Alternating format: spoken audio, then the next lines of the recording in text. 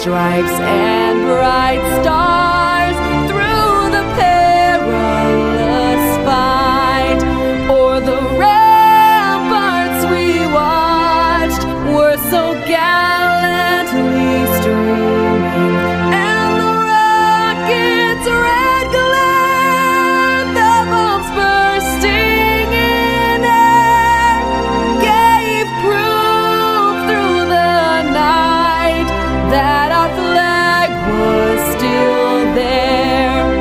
Oh, say does that star-spangled banner yet wave o'er the land of the free and the home of the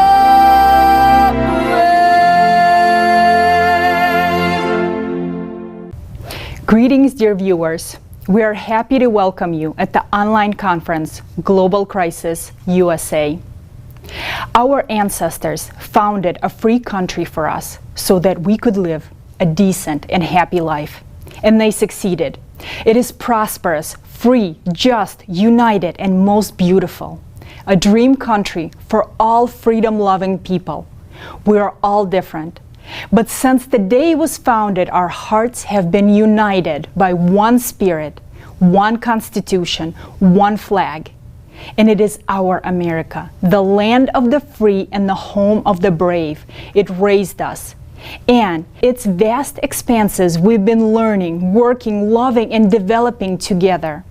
How is it that in one day we began to live worse than the countries we used to send financial aid to?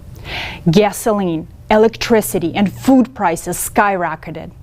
Record inflation is devaluing our salaries and eating away at our savings. How many of our citizens with good jobs and salaries are living in their cars simply because they can no longer afford to pay the increased rent on their homes? How is it that today we are forced to stand in line for chowder, that we are restricted from using electricity, that we cannot fill our car, that we have no drinking water? We are afraid of war, afraid of our own neighbors, afraid to let our children go to school, because even there it is no longer safe. Do you even remember what the American dream is about? This is the reality of America today. It is our reality. We have created it with our own hands. But the worst part of this reality is the worsening of the climate crisis, which our society has no influence on at the moment. Thousands of Americans are already suffering because of the climate, and soon millions of our citizens will be suffering. It is unbearable and scary to continue living like this. How can we save America? How can we save us all?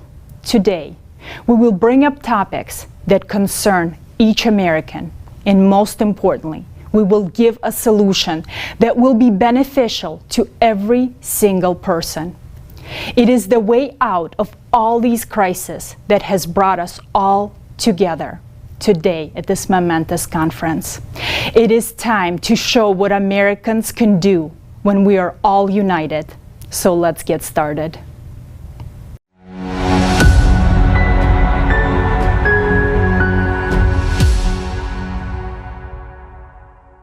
We are witnessing a time when our country is falling apart.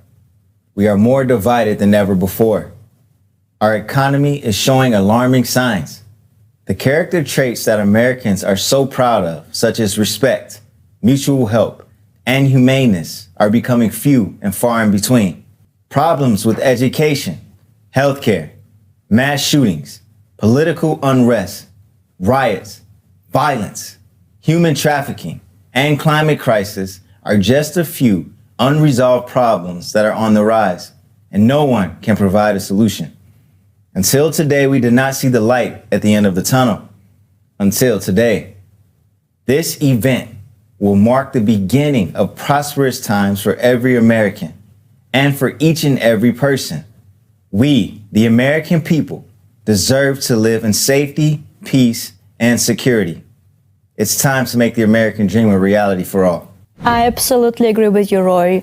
And our volunteers went out to the streets of American cities to hear the people's voice. Let's take a look at what concerns Americans today.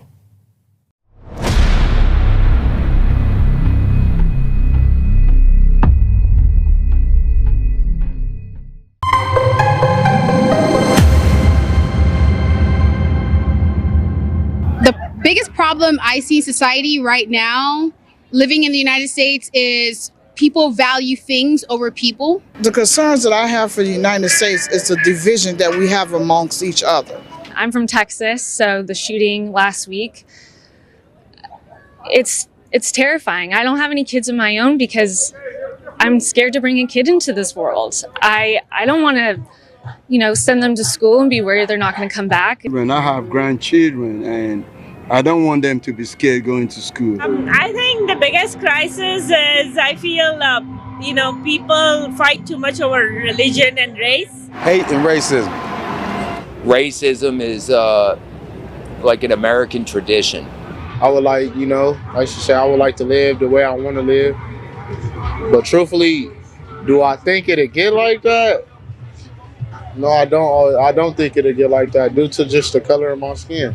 I feel like I don't know, there's too much competition and all that in this world. First and foremost, I think there's no excuse for there to be homelessness in this day and age. I think there's more than enough wealth in this country to meet people's needs. And I think that if we as a nation, we as a people, kind of put more the priority to being about meeting people's needs as opposed to me all the time, looking at just like caring about your community and its well-being as opposed to just your own self. I think that, homelessness could be ended, and I think wealth inequality could be a lot better than what it is right now. I didn't expect to see people on the street, homeless people. So I want to think that the gap between the rich and the poor is so wide in the United States. I didn't expect to see that. I see the homeless on the street living inside tents, and it's something I see over in Cameroon. I didn't expect to see it. Gravitation towards extremism and extreme division. I think the inflation is really bad. It's really hard. Groceries used to be like $100 a week. Now it's like $250 every week. $5, let's say gas, or your groceries. You used to spend $200 a month. Now you're spending $700 a month. It's not sustainable. Yeah, I mean, the economy as a whole is pretty tough right now. We got inflation, rising cost of goods. That's tough. Wages, they've been pretty stagnant when it comes to the cost of rent. Home buyers, it's getting tougher and tougher to be a home buyer. We got all these corporations coming in, buying residential homes, making it tough for the regular mom and pop people trying to become a homeowner. So that's making it tough for the American dream to become true. We do that, it might not be possible because of prices are going up 100-200%. Inflation is out of the chart. In my lifetime, I haven't seen this much inflation.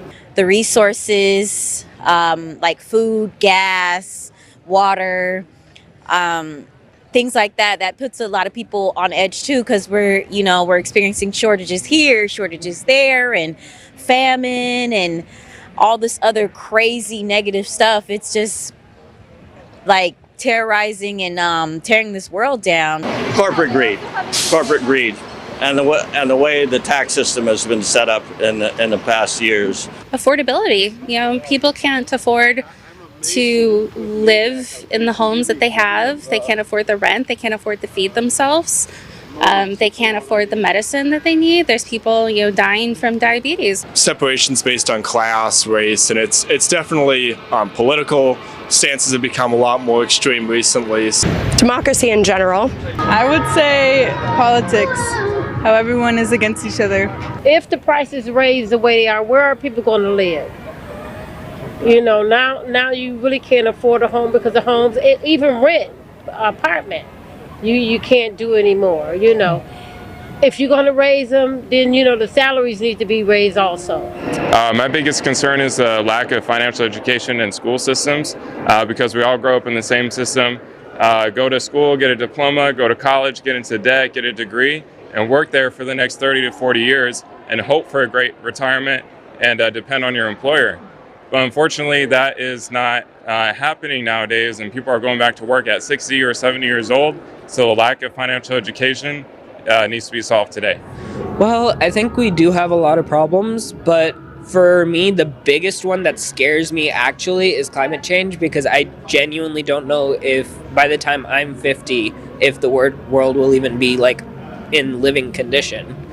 I know FEMA gives out a lot of money for contractors to do a lot of disaster relief work, but we actually, as a nonprofit that I was working with, we had to actually go back and redo a lot of work that contractors did because they were just trying to get in and out as fast as possible.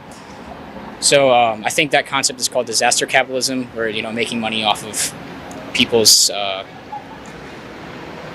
natural disasters and what's happened there.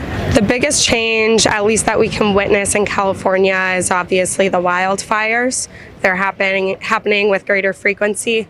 Same with the drought. They're longer and more severe. A lack of compassion for other people.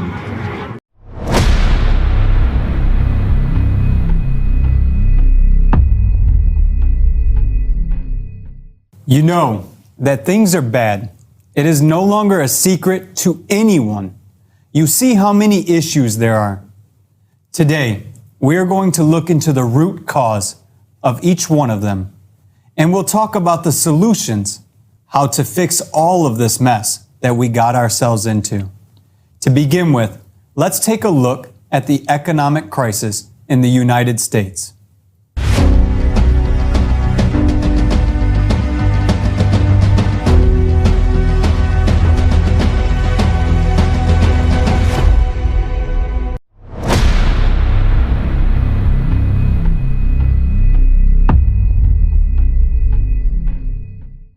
USA 2022, the real state of economy.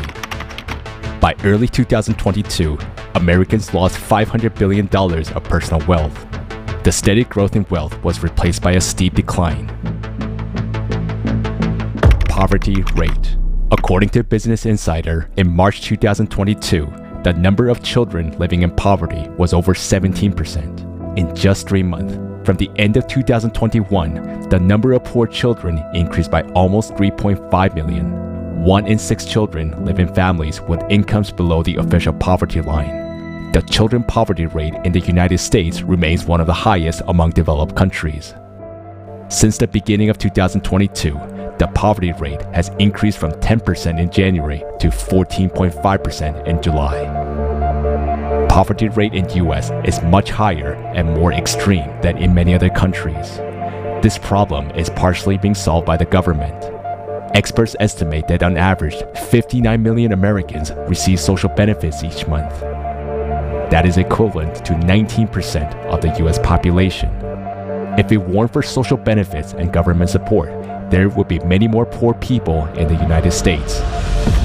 Inflation. The US is currently experiencing the highest rate of inflation in the last 40 years. This is a huge blow to the family budgets. We see the ever higher prices for everything from meat and potatoes to housing and gasoline. The cost of the basic basket of goods and services has increased by 11.5%. In July 2022, food inflation in the US reached its highest level since May 1979. This year, food prices are rising every month. Fruits and vegetables cost 8% more. Staples such as bread and cereal have jumped 14%, and butter and margarine are up a whopping 26%. Walmart says that shoppers are swapping lunch meat for beans in the latest sign that inflation is roiling low-income households. Wage growth has not been keeping pace with inflation. With the money we have today, we can buy less and less. Rent growth. Rents continue to rise at the fastest pace in decades, making housing costlier than ever for many Americans.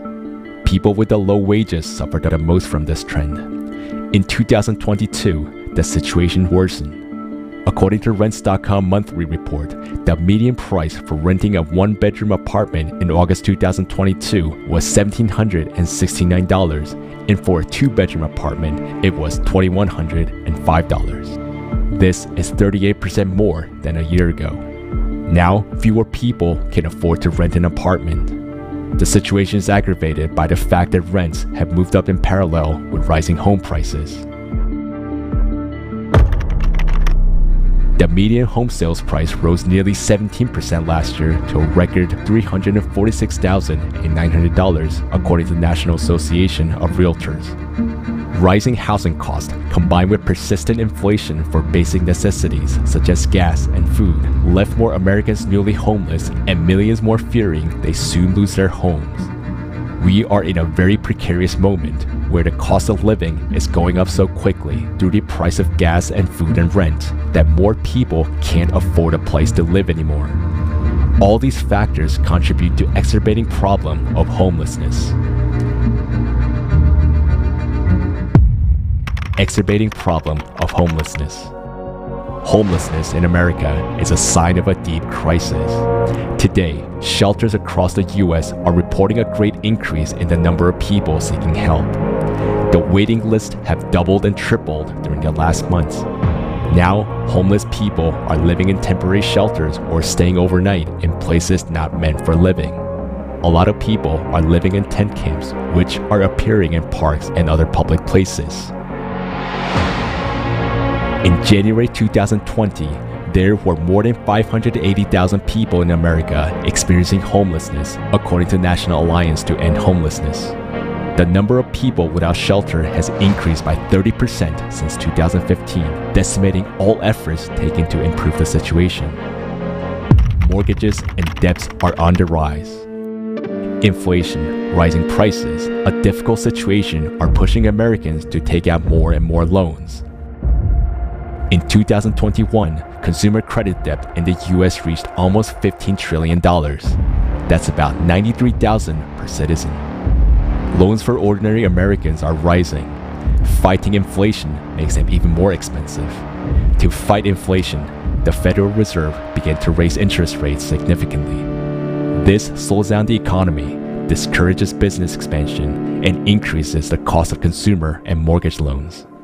If these measures continue, they could lead to job losses, which would automatically lead to the problem of unemployment. Despite the growing crisis and impoverishment of the population, the richest people in the country have become even richer. According to real-time inequality, the wealth accumulation rate of the wealthiest people in the US has increased over the years of the pandemic. The net worth of the richest 1% has increased by a third since the beginning of the pandemic. This led to worsening of inequality in the US in 2021.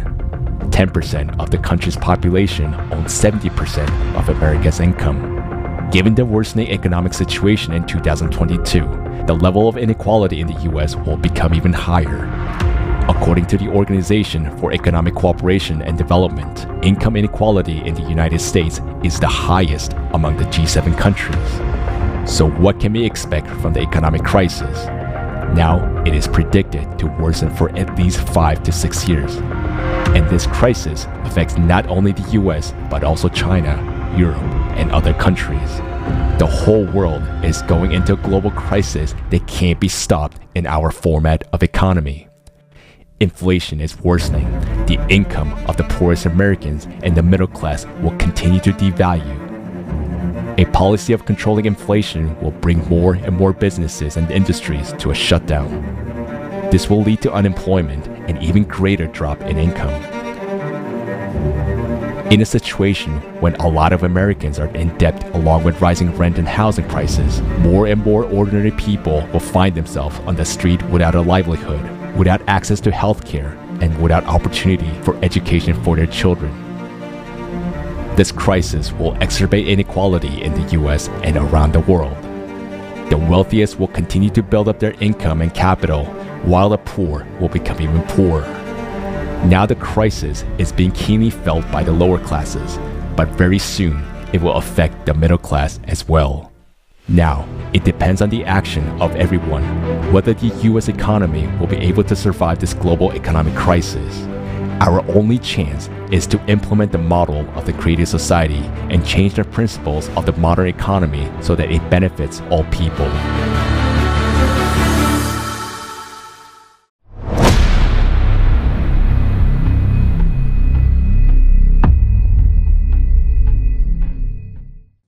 Why the child poverty rate in the United States remains one of the highest among developed countries. This is a real tragedy and we are losing entire generation. I can't believe that such a large percentage of children are in need of food and other basic necessities in our prosperous and developed country. To me, this is a very alarming sign. And the poverty has increased in the USA. It's 14.5%. In addition to that, 60 million people, or 20% of the population, are receiving food stamps or financial aid today, which is not so good compared to other developed countries. And the trend does not look optimistic. Of course.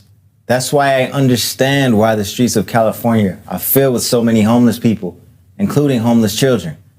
Can you imagine what a nightmare that is? And all of us are experiencing rising food and housing prices. And many of us can't pay off credit cards. 42 million Americans miss the due date on a credit card payment. I even had to take a second job to support my family. Everyone wonders, why is this happening and who is to blame? Today, we have Tally all the way from Silicon Valley, California. As a major in business administration, Tally has studied the question of economic degradation for many years, and now we'd like to hear from him.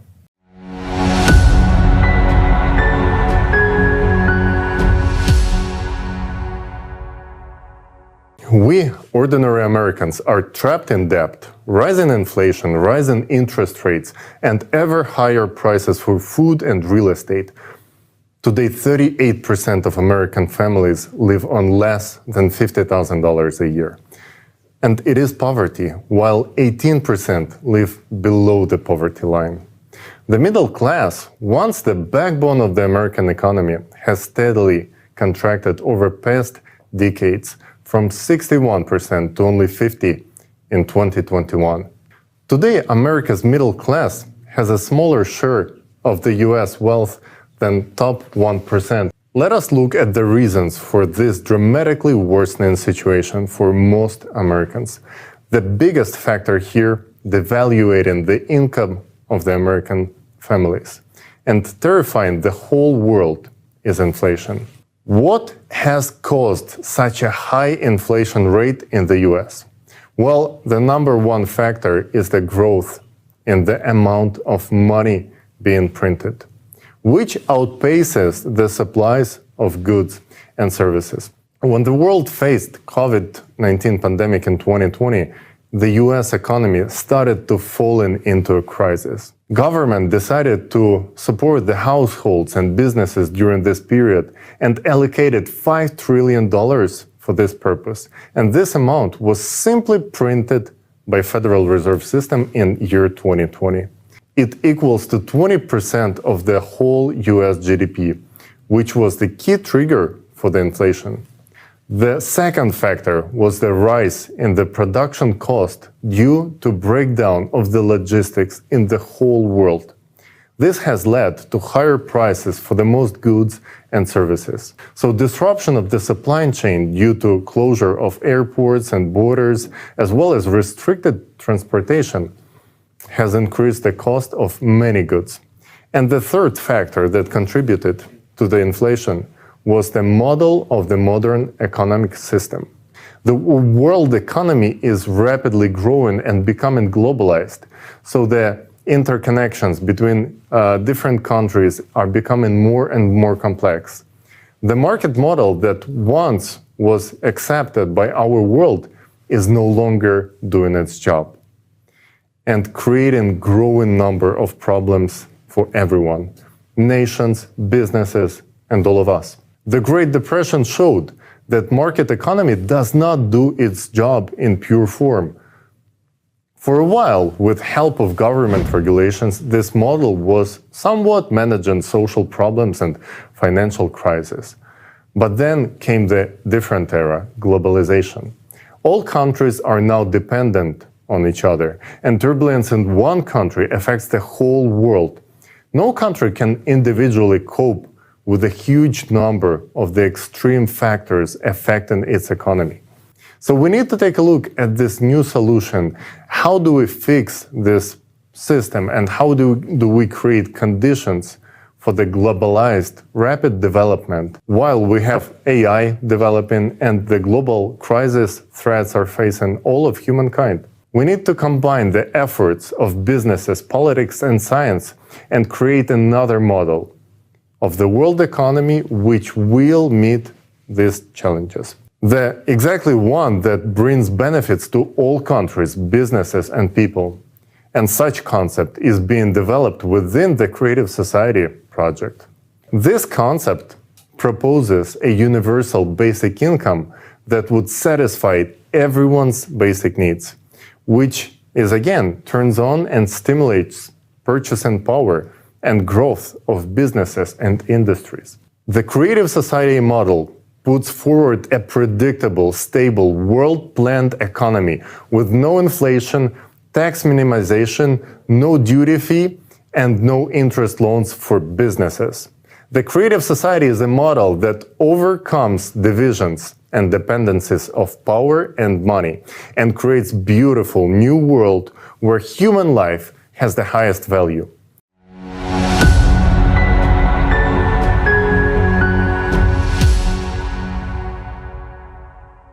Dear friends, please share the information about the Creative Society with every single person you know. Because everything depends on you. Everything depends on our choice. Right now, we have a wonderful possibility to change our world. And only step that we need to take right now is to share the information and let every single person know about that possibility to change our world for the better.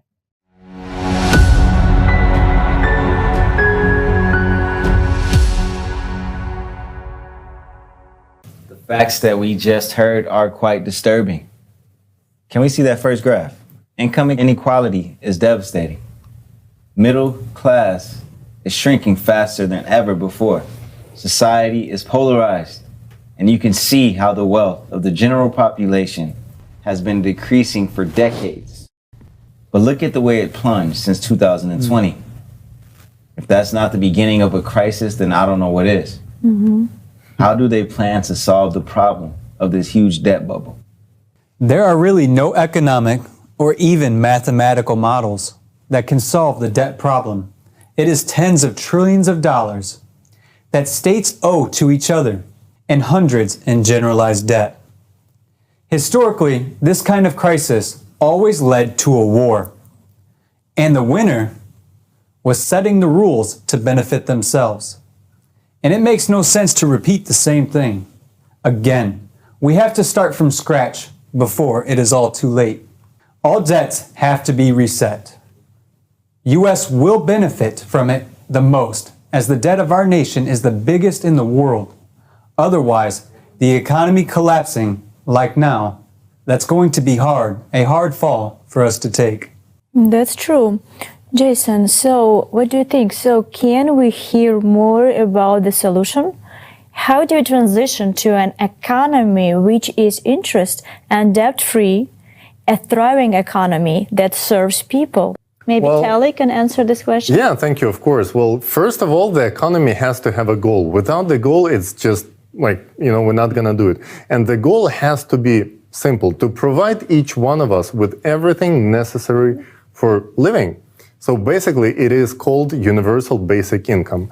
And the economy has to generate wealth for all of the people. That is the only way to actually avoid mass unemployment with the introduction of automation, which is already happening. We're already witnessing it. And we can take the best practices from big international corporations and see how they operate and generating profit for their stakeholders. There is no corporation basically in the world which could do business without the plan. And even if you take a small bakery store, they cannot do business without the plan. But we somehow think that invisible hand will figure it out on the world market. That's not working, and it's proven to be a failure. So that is the only way to avoid underproduction and overproduction, to have a plan. And we know how much our ecology is suffering from overproduction, by the way, these days. So yeah, I think first of all, we have to set a realistic goal for our economy. But does a universal basic income mean that people will stop working? Good question. Yeah, that's actually a very good question. People think if we're gonna have universal basic income, everybody gonna stop working. But of course not. Like, for example, would you stop making music or doing your business only because you met your basic needs? No. Yeah, I think so too. Nobody would stop doing what they love just because they covered basic needs. And this is just ridiculous to even think so. People always want to do better, and better than just basic level, right? And social status is also important. So people tend to aspire to do better. And the ability to do business and work, it is also very important. And it also has to be everyone's right, just as it is today. But we have to make the system work right for the benefit of people. Today, because of the debt slavery and fears of losing jobs and constant crisis, people are so stressed out that it is basically a constant stress, just constant basis, that many people just simply cannot handle it. And the system itself is driving people crazy. This is one of the major reasons why we have so many problems with mental health in the society, and simply we cannot call our society a healthy society. Agree. Thank you, Tali. And the economic decline also brings a lot of stress and instability into our society. And another topic that I wanted to bring up that's very close to me is mass shootings. And today, this is a huge, huge concern, not only for people, but for parents, for citizens, for all Americans, because that is one of the main topics that talked about today. And unfortunately, today we also see that the solutions that are being provided are not going to solve anything. Whether we take the guns away or whether we keep the guns, we still need to have another solution. So we would like to hear more about this topic, and maybe we can watch a video to see what can we do as a society to keep our kids safe.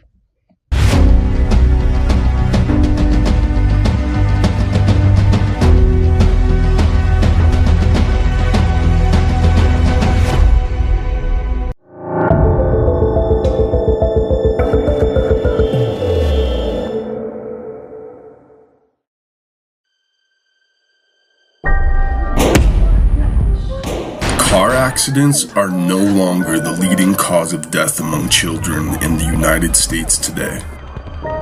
How is it that one of the most developed countries in the world became a leader in the number of child deaths from firearms? We are unable to protect our children.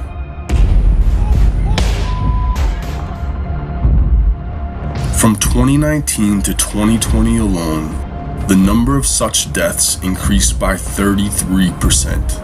This number keeps rising. More than 4,300 children have died since 2020.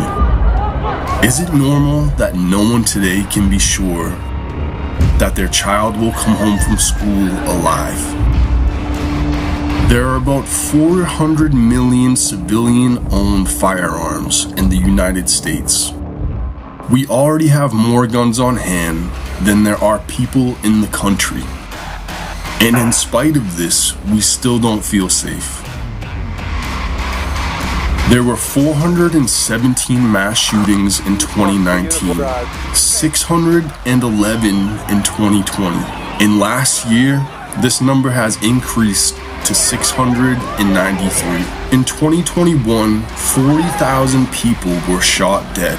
That's comparable to the population of cities like Concord in New Hampshire or Lenexa in Kansas.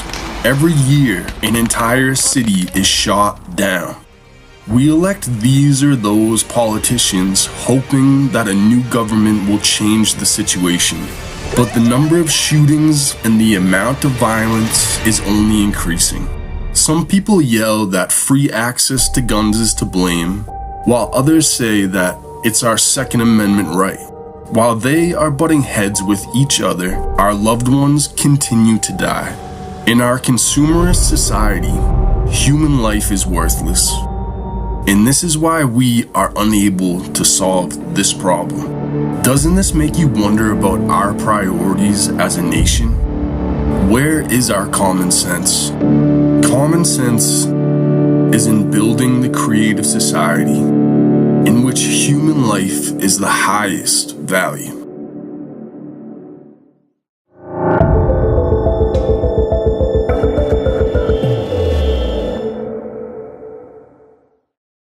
You know, every time I watch the news that more and more include reports on the mass shootings in schools, my heart aches. My heart aches for those parents. My heart aches for, our society.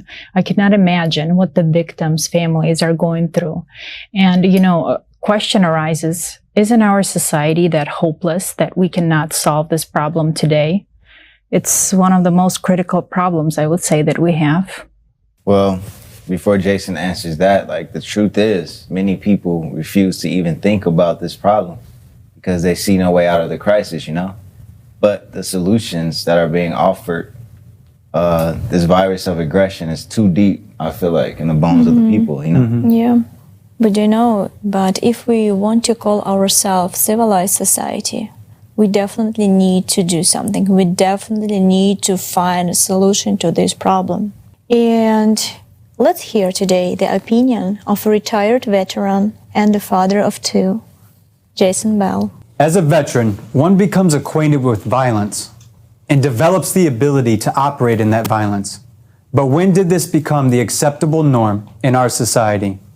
In 2009, a shooting occurred on a military base, and it became embedded in people's minds that a mass shooting is something where a bunch of people die.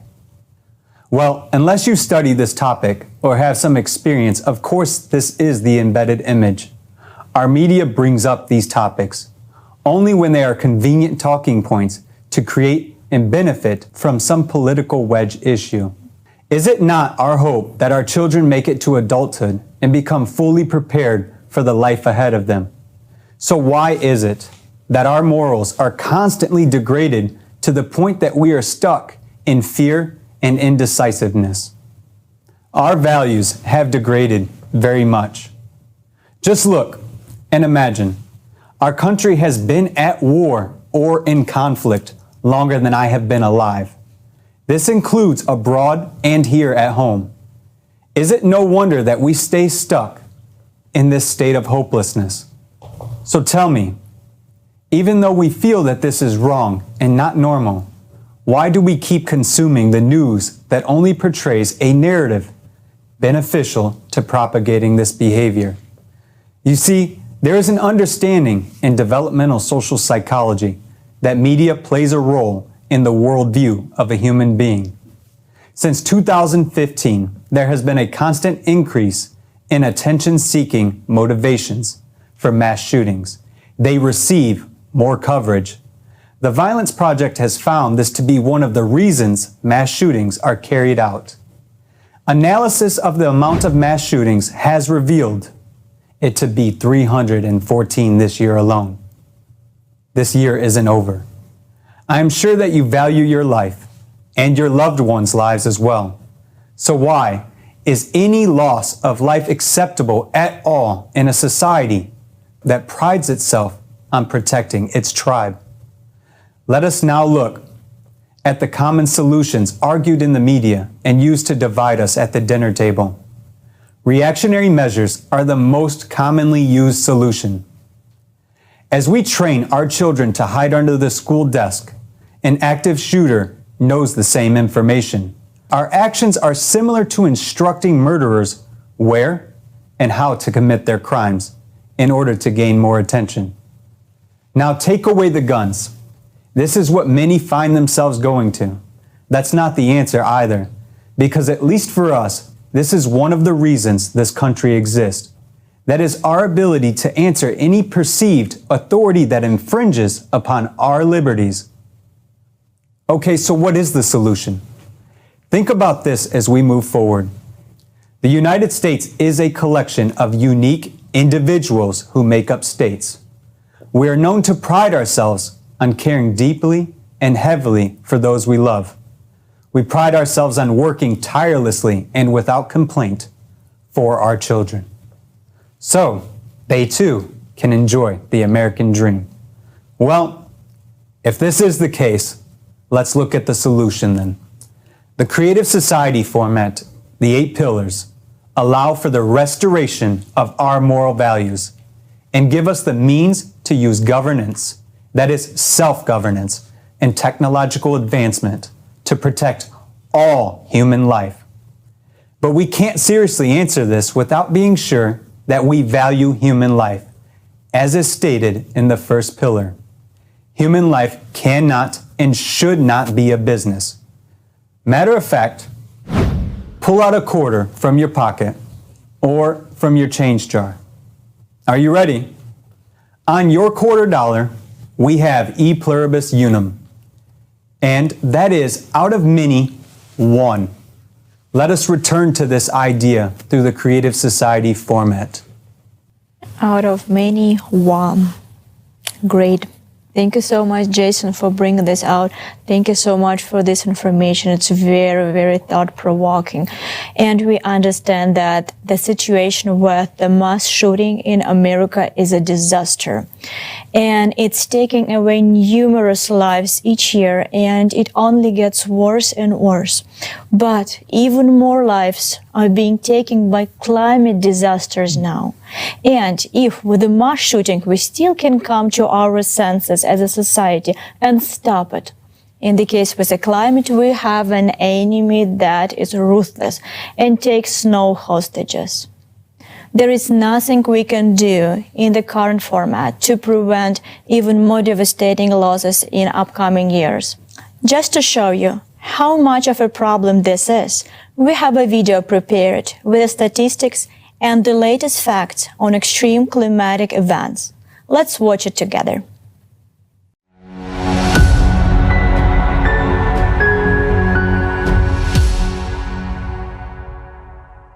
Climate Disaster Monitoring, USA, 2021 to 2022.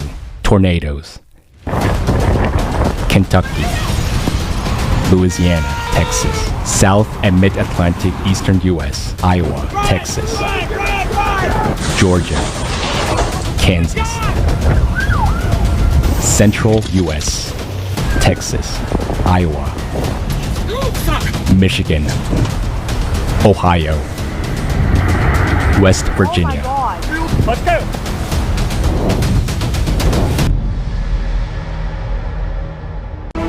According to NOAA monitoring, there has been a rapid increase in the number of tornadoes across the United States. In December, there are on average 24 tornadoes per month.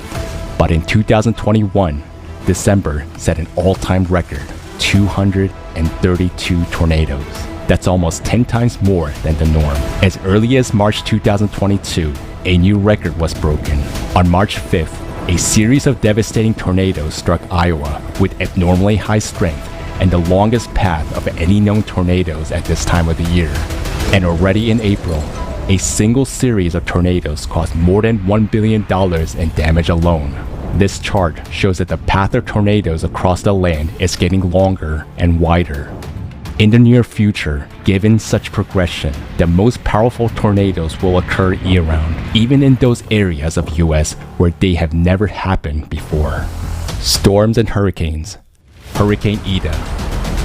Central US, Southern California, South and Mid-Atlantic Eastern US, Midwest, Northeast US, Montana, Minnesota, South Dakota.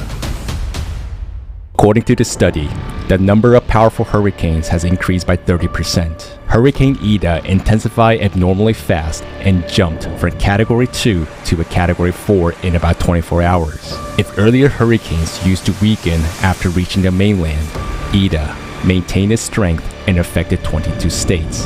Ida became one of the most expensive hurricanes in US history, with at least $75 billion in damage. The number of convective storms that have caused more than $1 billion in damage is growing at an unprecedented rate. Between 2000 and 2010, 34 such storms occurred, and in the next 11 years, there were already 93. Abnormal heat and drought. California, Texas, Oregon, Nevada, Utah, New Mexico, Arizona, Connecticut, Massachusetts, Oklahoma, Nebraska, Kansas. According to the U.S. Environmental Protection Agency, extreme heat waves across the country have become longer and more intense. In the United States, extreme heat is the leading cause of death from natural disasters among our citizens. Every year, the temperature anomalies increase. Today, 66% of our country suffers from drought. Moreover, 27% are the most dangerous types of drought. Since 2000, their area has grown more than fivefold. The mega drought has affected more than 2/3 of the states that are vital to the U.S. agricultural sector and support nearly half of national production. According to the current drought progression, within a few years, the U.S. territories may become completely unfit for agriculture and even for life. Abnormal rains and flash floods. Washington, Alaska, Yellowstone National Park, Montana, Virginia, Missouri, Kentucky, Death Valley National Park, California, Nevada, Texas, Mississippi.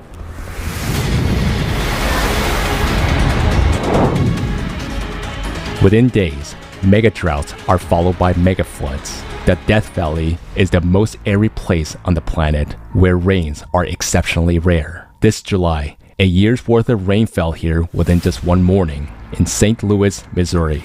A quarter of the annual rainfall fell within just 12 hours. Such flood used to occur every 1,000 years. But in the summer of 2022, in less than 1 month, 5 1,000-year floods occurred in the United States. Some 70 million people were affected. Wildfires, Marshall Fire, Colorado, Calf Canyon, and Hermit's Peak Fires, New Mexico, McKinney Fire, California.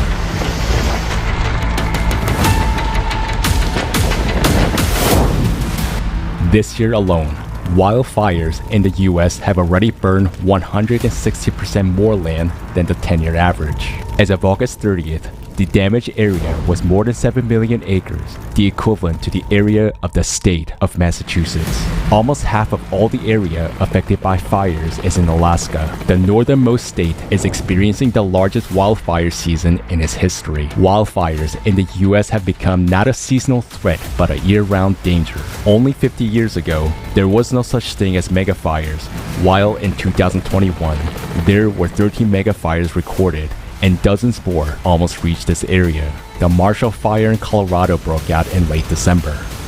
Its winds accelerated to a speed of a Category 3 hurricane and became the most expensive fire in the state's history. Losses totaled $2 billion. Climate disasters are increasingly hitting the global economy. In the US, over the past 10 years, the climate has caused more than $1 trillion in losses, and 2/3 of this amount falls in the recent 5 years. In 2021, losses from the natural disasters total $169 billion, which is 95% above the 21st century average. Over the last 30 years, the number of natural disasters has been growing at a shocking rate. But that's not the trouble yet. The real trouble lies ahead.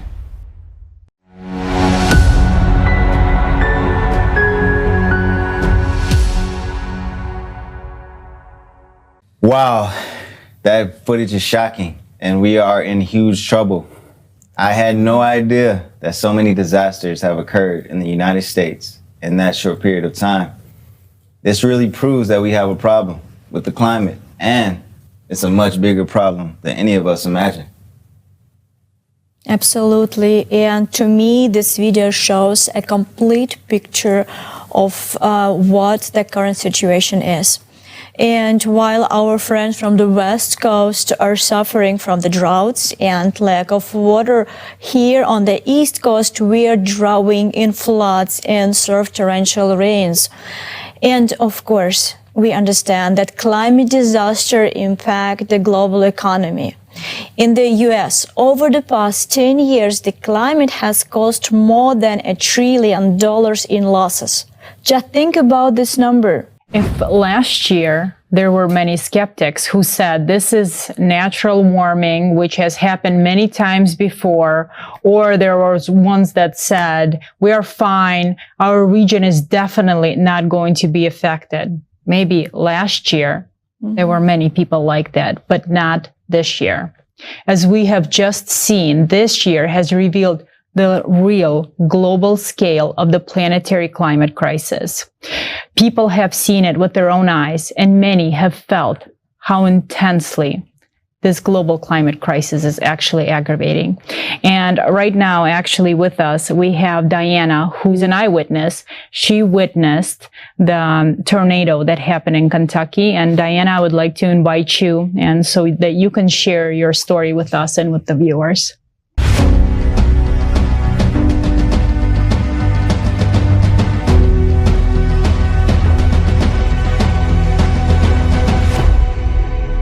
Thank you so much for having me, everyone. It's a pleasure to be here. And as you all know, on December 10th, an EF tornado hit the United States and affected 10 states, including Kentucky, with an epicenter in Mayfield. And EF4 is the second strongest tornado on the enhanced Fujita scale. It was the most destructive tornado in Kentucky history, and we were completely unprepared for it. As a Kentucky resident, I was heartbroken when I heard about the tornado in Mayfield.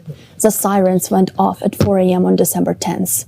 Even 300 miles away from the epicenter in Lexington, it was very frightening. When I visited Bremen, Kentucky, they lost 10 people within their town. For a town this small, losing 10 people is a huge loss. The whole town was locked down by the National Guard, and only volunteers or local residents were allowed to enter. Overall, 77 Kentuckians were killed in this disaster. Even today, there are multiple people that are still missing, and a state of emergency was declared. Along with 10,000 Federal Emergency Management Agency claimed they were made. Also, 10,000 people have lost everything, and in some cases, people lost their loved ones. Some of them lost their parents, some of them lost their children, and people were completely unprepared for this type of a catastrophe. I have seen people's pain, and it's terrifying. It's hard to go through a loss of everything, along with losing your loved ones in a consumer society. People who went through the Kentucky tornado received psychiatric support at Bremen, Kentucky. After the tornado, an enormous number of volunteers showed up to start cleaning and helping people. The damage that the tornado caused is hard to quantify and express, as so many human lives were lost. But this was not the end of the disasters for Kentucky. Even as 7 months later, people were still trying to get their lives back to normal. Kentuckians experienced the worst flooding they've ever seen, and another state of emergency was declared on July 27, 2022, resulting in death of 40 human lives. Many of the roads were so flooded that even today, people who live in eastern Kentucky can only get their baby formulas delivered by horses. Can you imagine starting your life from scratch as a climate survivor? To lose everything, or even loved ones? Now we see that climate disasters are gaining momentum around the world. Already millions of people are experiencing this terror from the elements, and this disaster has already come to our home, the United States. Yes, we have a lot of problems in our country right now, but we're a strong nation.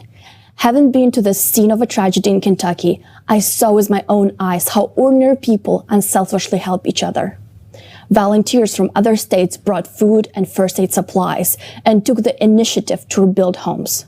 It shows our people's enormous potential in humanity when we unite around one common goal. And to ensure that this terrible tragedy that happened in Kentucky is not going to be repeated anywhere else, not in the United States or anywhere else on the planet, we need to unite our potential and build the creative society. Don't you think we can do this, America? Let's become the golden standard for the world to follow. Let's build a creative society where human life is the highest value. Yes, Diana, you are right. Indeed, the situation. Thank you. Thank you for sharing that heartfelt story. It's devastating to hear that so many lives have been lost. You're right. The situation in society is definitely complicated. Many are already voicing that we are not the United States of America, but the divided states of America. But we must remember what has been making our country great through all these years. It's the people. We are America, right? Yeah. Our strength is in unity. Our uniqueness is in diversity. Americans are wonderful people. ready to lend a helping hand to each other when one is in need. You are absolutely right that we really need to change the format of the living from a consumerist dead end to the creative society.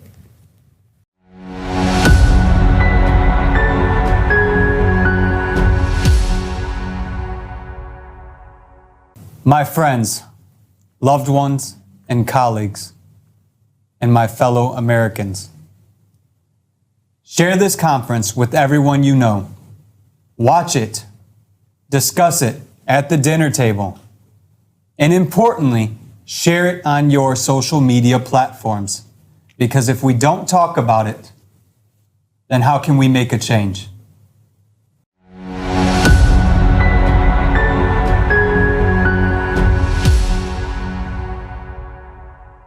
Today, it is already obvious for everyone that climate is changing, and no one can really deny that.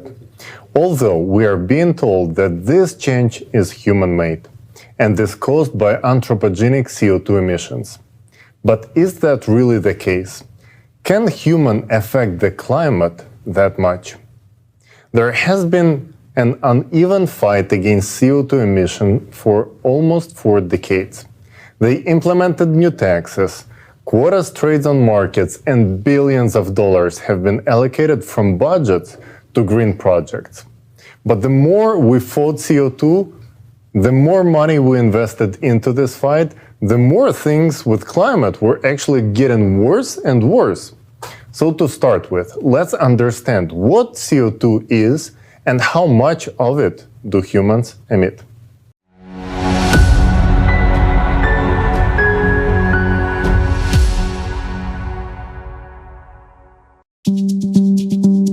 The climate is changing rapidly. Today, we're told that our greatest enemy is anthropogenic CO2. To fight CO2, they tell us to shut down plants and factories, stop heating our homes and filling our cars with gasoline, stop eating meat, and stop showering. We're also told that we should breathe less, stop having children, and generally reduce the human population on the planet. And of course, we should pay more taxes as much as possible. This unequal battle with CO2 has been going on for over 40 years already. But so far, these measures have not been successful. On the contrary, from one climate conference to another, the level of CO2 in the atmosphere only continues to grow, completely ignoring all international rights and norms, as if we're paying for it to grow. Do you even know how much CO2 is actually in the atmosphere? Carbon dioxide is a trace constituent that is critically low in the atmosphere. According to the official data, the level of CO2 is 400 ppm. What does this mean?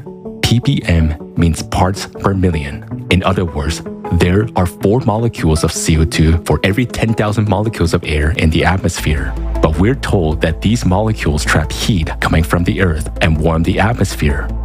But how can 4 molecules trap heat for 10,000 other molecules in the atmosphere?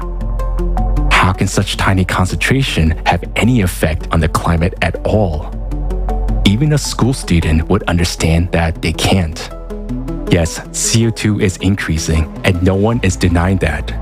It is known that CO2 has increased from 315 ppm to 400 ppm over the last century, which may seem like a huge increase. But in reality, this increase of atmospheric CO2 is merely 0.008% in terms of the entire atmosphere, or the addition of only 1 molecule per 10,000 other molecules in the atmosphere.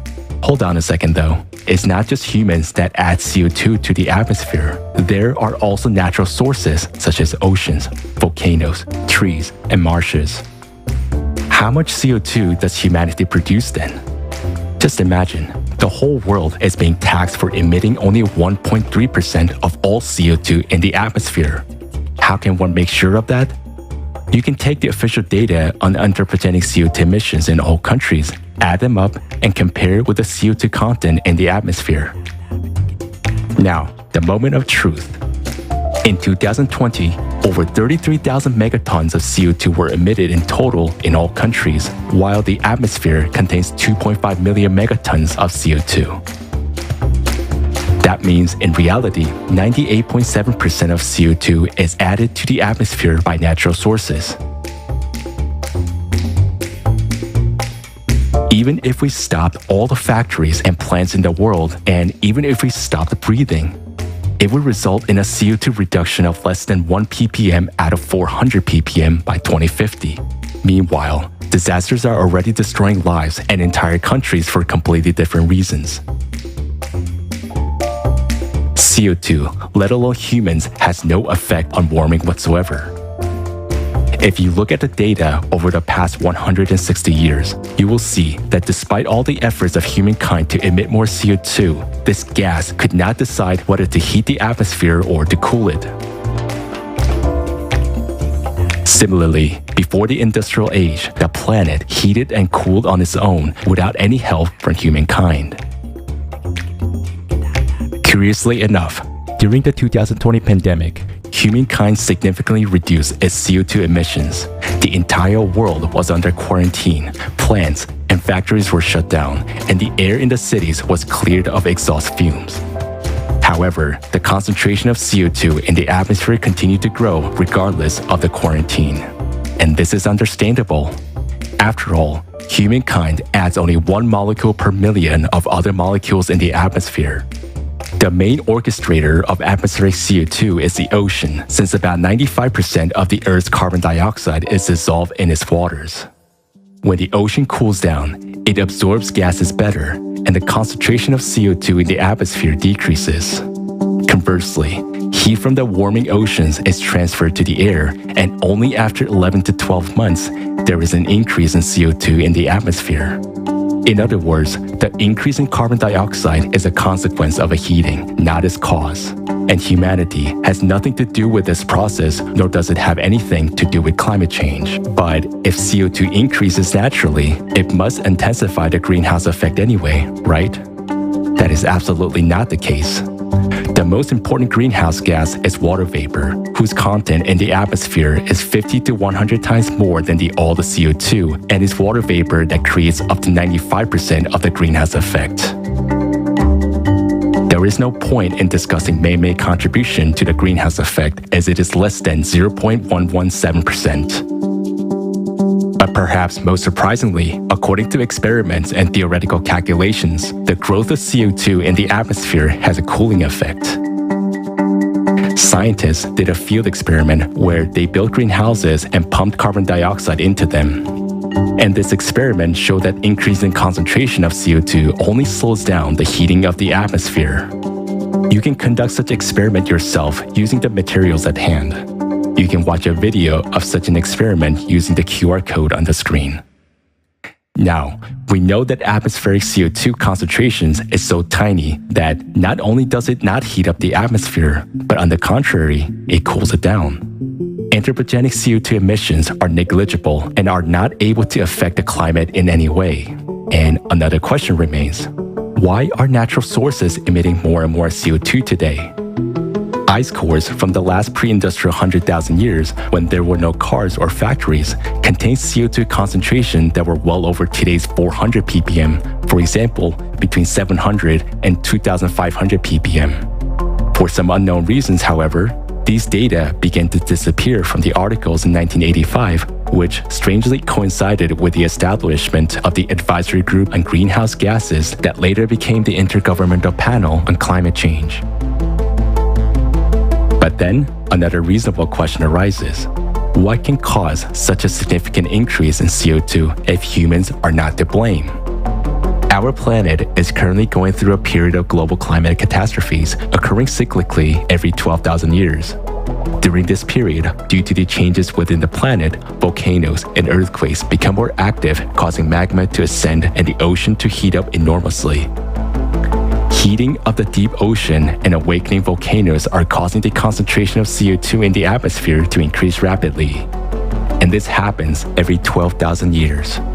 While they are creating an illusion of fighting the negligible amount of CO2, millions of people are dying, cities are being destroyed, and the number of climate refugees is growing. The only way to escape the escalating disasters for us is to unite in order to build a creative society. Only together can we create a better world for our children and save billions of human lives. Our future depends on each and every one of us.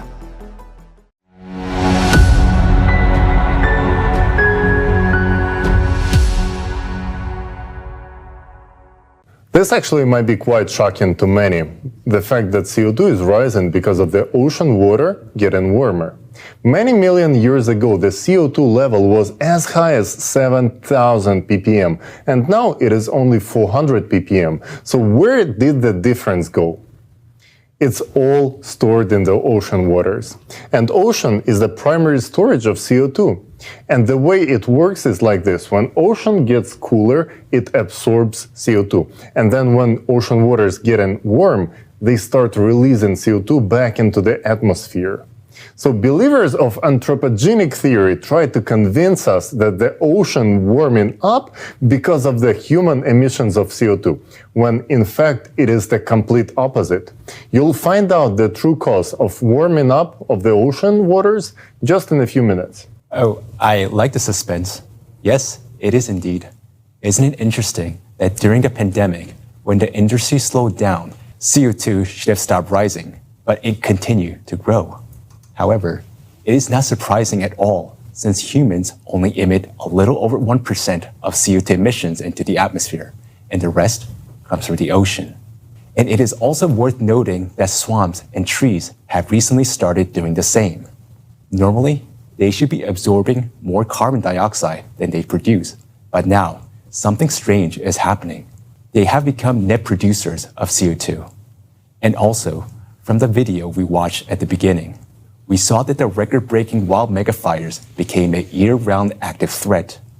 There are more and more of them, which also significantly contributes to CO2 levels going up. Yes, so even if we stop all factories as planned by 2050, we will reduce CO2 levels by only 1 ppm, that's 1 particle per million. That is absurd, just like building plants that capture CO2 out of the atmosphere. That's very CO2 that is emitted by the ocean. And many of these plants have already been built using governmental grants, hundreds of millions of dollars. And according to the estimations, they were supposed to capture 4,900 million tons of CO2 every year. But they only captured 0.2% of that amount. While at the same time, they successfully captured 100% of the budget money wasted on them. This would be funny if it wasn't my money, taxpayers' money. But when I pay taxes, I expect those to be spent in a better way to improve our lives. But 0.2%, this is ridiculous. I hope it is obvious now to all sensible people that all these programs aimed at fighting CO2 had nothing to do with impact on climate. Let's take a look at the real causes of climate change.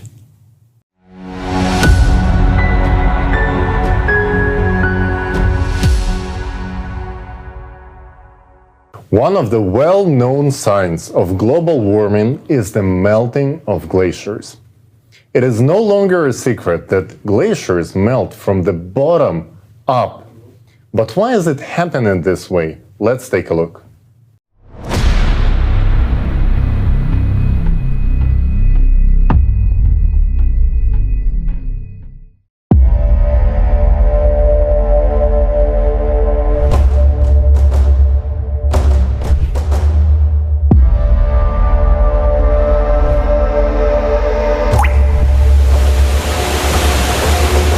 Everyone has already heard that glaciers are melting catastrophically fast. But have you heard about how exactly they are melting? 90% of all glaciers on the planet are located in Antarctica, where they are disappearing the fastest. What is striking is that this is taking place solely in the western part of Antarctica, whereas in the east, record-breaking cold temperatures are being recorded. A logical question arises: why is Antarctica melting only on one side? And the answer is quite simple. West Antarctica has a totally different geology. It consists of thin blocks of the Earth's crust that are separated from each other by large tectonic faults, rift zones. And in these zones, greater amounts of heat are released. For example, scientists from Germany and the British Antarctic Survey mapped the geothermal heat flow in West Antarctica using data from aeromagnetic observations beneath the Thwaites Glacier. they discovered an area where a huge amount of heat comes from the Earth's bowels. According to scientists, this is due to the fact that the glacier lies in a tectonic trench where the Earth's crust is much thinner. West Antarctica is one of the largest volcanic regions on Earth. There are more than 140 volcanoes sleeping under the ice, and they are now much more active than the scientific community previously believed. A team of researchers from the University of Rhode Island discovered a new factor in the rapid melting of the Pine Island Glacier in Antarctica. It's an earlier unidentified active volcano buried deep beneath the ice. Evidence of volcanism was indicated by high concentrations of the helium isotope, which comes exclusively from the Earth's mantle. According to Professor Karen Haywood, geothermal heat from the West Antarctic Rift warms the ocean water. This in turn leads to the acceleration of ice sheet melting. Thus, it is the geothermal heat from volcanoes that is contributing to the rapid melting of the Antarctic ice sheet, not global warming at all. But why are there so many volcanoes under the ice of Antarctica? NASA experts have found out the reason based on data from NASA's IceSat and IceBridge satellites. They have concluded that under the surface of West Antarctica, there is a large mantle plume that is a flow of red-hot magma which rises and expands beneath the Earth's crust. According to the scientists' calculations, this area is warming with almost the same intensity as the Yellowstone supervolcano. The heat flux measures 150 milliwatts per square meter, reaching 180 in the rift areas. This is about 3 times as much heat as the adjacent rock layers receive.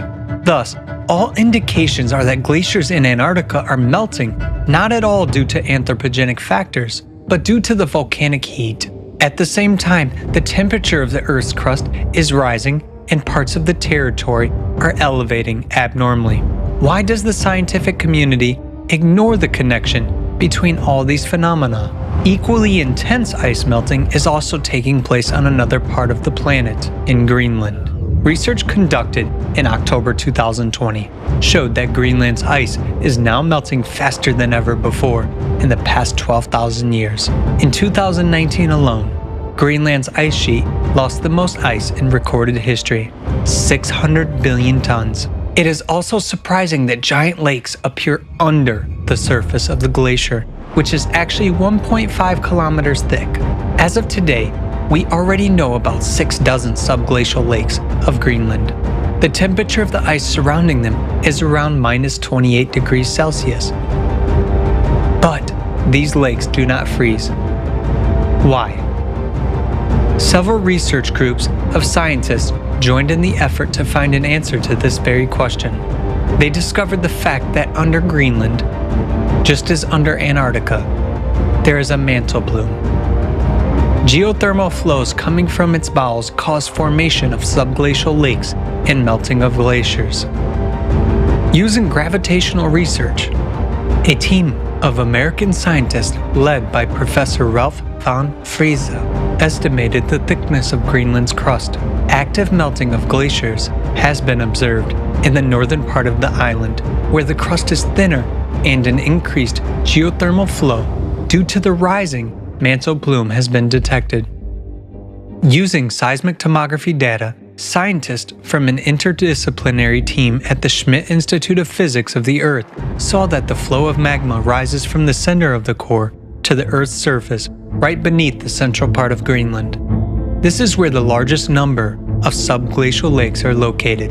The scientists have calculated the theoretical heat flux corresponding to this magma chamber and found that this heat is sufficient to warm the base of the glacier up to the melting point of the ice. These same results have been confirmed by similar studies using machine learning technology. That the world's 2 largest glacial regions, Antarctica and Greenland, are melting because of increased geothermal flows coming from the interior of the planet. But what is intensifying them? Mantle plumes have been beneath the glaciers for millions of years, but it is today that their magma rises closer to the Earth's surface and causes increased heating of the Earth's crust from the inside. This indicates that abnormal processes are starting to occur in the bowels of the Earth, in its very core.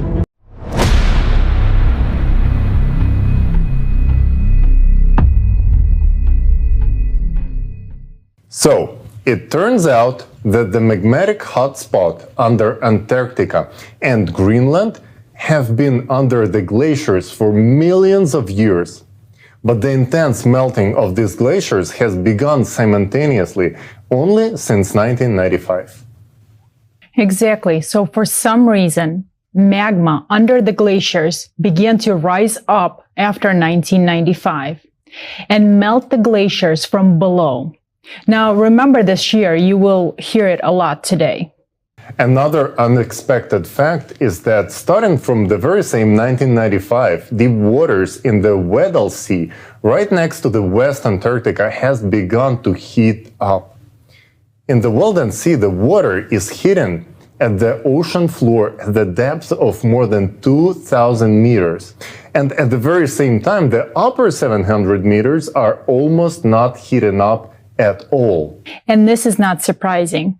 After all, the Weddell Sea is bounded on all sides by volcanic structures that are currently active. Yes, so the Weddell Sea has been heating up since 1995, and this is caused by the rise of magma. Today, the heating of the ocean floor is not only happening in the Weddell Sea region, but also all over the world. And why don't we watch a quick video on that as well?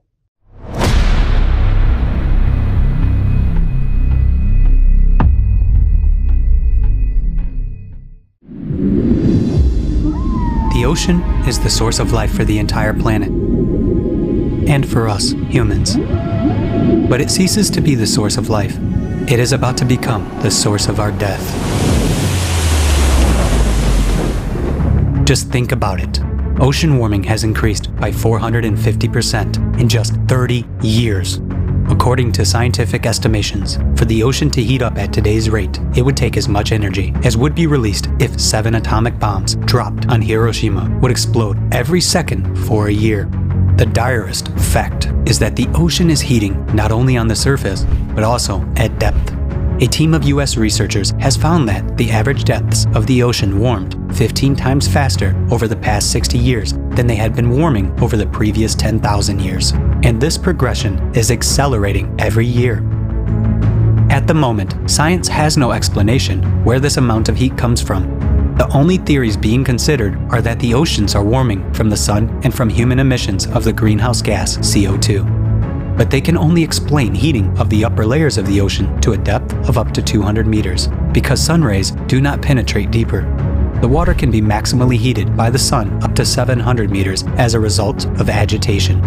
How can we explain the numerous facts of warming of the deep ocean layers? Think about it. How much energy does it take to heat such a volume of water as the world's oceans? We already see examples of such anomalous heating everywhere, not only on the bottom, but also on the surface. At the end of 2013, a huge area of unusually warm ocean water, about 1/3 the size of the United States, formed in the Gulf of Alaska, and it began to spread. The water temperature in many places exceeded the norm by 5 to 6 degrees Celsius. National Geographic dubbed it the blob that cooked the Pacific. Nick Bond, state climatologist for Washington, named this phenomenon the blob. The appearance of such anomalies began to suddenly become more frequent. There is something common that unites the places of formation of all these blobs. These are geologically active regions with a young, thin crust, with active underwater volcanoes, cracks, and deep crustal fractures. These are places of the most active output of hot and fluid magma. The ocean is called the kitchen of weather. The warming of its waters already enhances catastrophic typhoons and hurricanes, which annually claim thousands of human lives. The unprecedented heating of the ocean suggests that the ocean is already exhausting its ability to contain the energy trying to escape from the bowels of the earth. And when magma reaches the denser and thicker rocks of the continental crust, which on average is 2 to 3 times thicker than the oceanic crust, then the processes of cascading eruptions of land volcanoes will begin. and it will be too late to stop this process or to seek salvation. We must do everything now so as not to regret later on that we didn't do enough to build the creative society.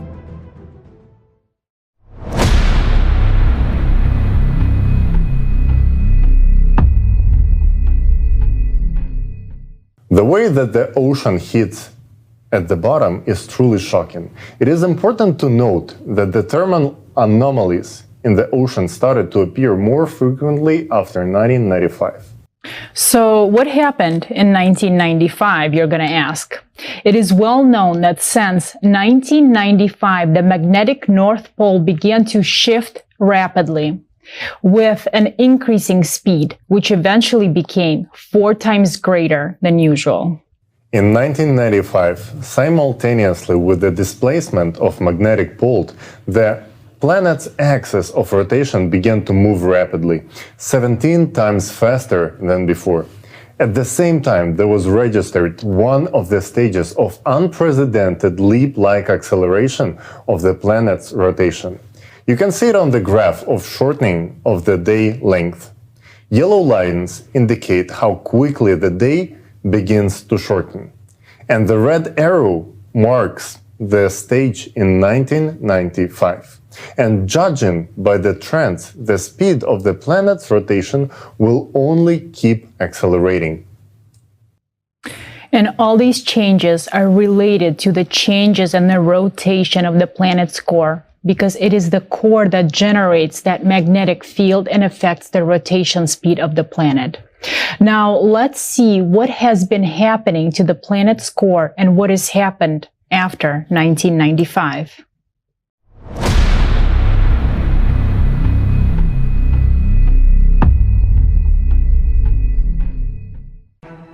Another important evidence confirming that abnormal processes are taking place in the core is the drastic acceleration of the North magnetic pole's drift by 3.5 times over the past 20 years.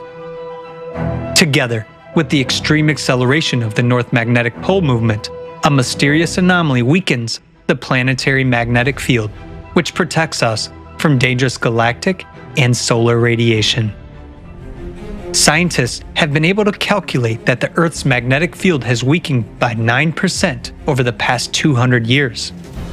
As a result, an area of weak magnetic field known as the South Atlantic Anomaly has been formed between Africa and South America. Moreover, in the last 5 years, another such area has developed southwest of Africa, and it is actively growing. The electromagnetic field is generated by the dynamo mechanism in the Earth's core, and therefore it is evident that changes in the magnetic field indicate changes in the core. Another proof of the anomalous behavior of the Earth's core is the appearance of a powerful neutrino emission from the bowels of the Earth, which was also registered in the year 2015. An even more anomalous event occurred in the year 1998. Scientists detected a sharp bouncing displacement of the core by observing the Earth's center of mass using satellites. As a result of the bounce, the core shifted sharply northward toward the Tamir Peninsula. At this time, scientists at the Medicina station in Italy detected a gravity burst. The velocity of the planet also increased, as well as the centrifugal force. Concurrently, there was a dramatic change in the shape of the Earth. As measured by a laser rangefinder system from the US satellites, the planet began to expand abnormally along the equator, whereas before that, the trend had been the opposite. Because of the increased centrifugal force, magma plumes began to rise closer to the surface, which increased the geothermal heat flow and the number of earthquakes. As a result, new faults and cracks began to form, through which water from the surface began to escape deep into the Earth. In the same year, there was a sharp increase in the speed of the North magnetic pole's drift. The bounce of the Earth's center of mass became the key factor of the system's imbalance. This event led to a dissonance among all the Earth's shelves. which caused a dramatic increase in many natural disasters: earthquakes, volcanic eruptions, tsunamis, hurricanes, tornadoes, and so on. It is worth noting that during the same period, there was also synchronous bouncing changes in natural processes on the Sun, Moon, Mars, and other celestial bodies of the solar system. And this also occurred because of the displacement of their cores. This has led scientists to believe that such synchronous bounces may be caused by the influence of external factors on the solar system. But over the past 50 years, our planet has continued to accelerate. Since the year 2016, this trend has intensified even more. July 19, 2020, was recorded as the shortest day in the history of observations. Even seemingly insignificant acceleration of the huge mass of the Earth will cause catastrophic consequences in the near future.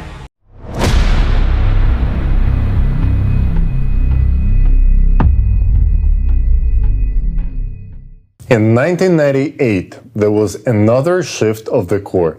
Such catastrophic changes in the core lead to acceleration of the planet's rotation and deformation of the Earth's crust. It is important to note that the number of earthquakes at the ocean's floor began to grow precisely because of this. Professor Arthur Vitorino of the Maryland Institute has discovered unprecedented increase in seismic activity along the border lines of thin oceanic plates in the middle of the oceans that began in the very same 1995. The map on the right side of the screen shows where exactly this activity is increasing. And the graph on the other side of the screen is showing the spike in the earthquakes in 1995. We are all intelligent people and we clearly understand that these changes are not caused by humans' influence. Humanity could not influence seismic activity on the ocean floor. Yes, and there is also no way that humans could affect the shift of the magnetic pole or rotation axis of the planet, and let alone bouncing of the core. But besides the increase in the number of earthquakes at the ocean floor, the number, magnitude, and intensity of earthquakes on land is increasing all over the world. And the most frightening thing is that the number of deep focused earthquakes is increasing. So let's also watch a video about that.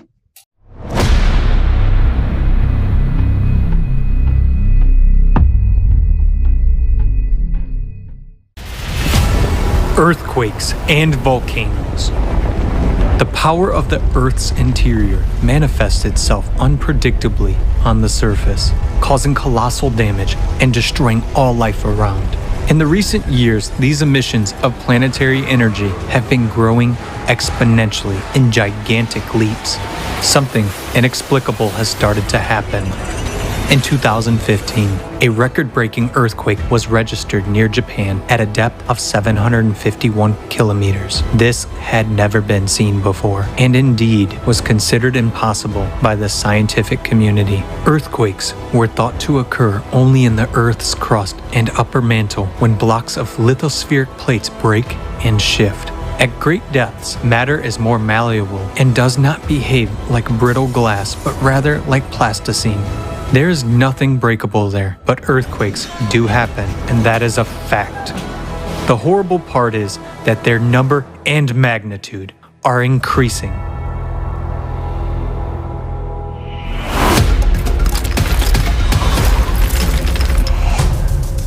Earthquakes are not only becoming deeper, but they are also getting closer to the surface, which means they are becoming more destructive.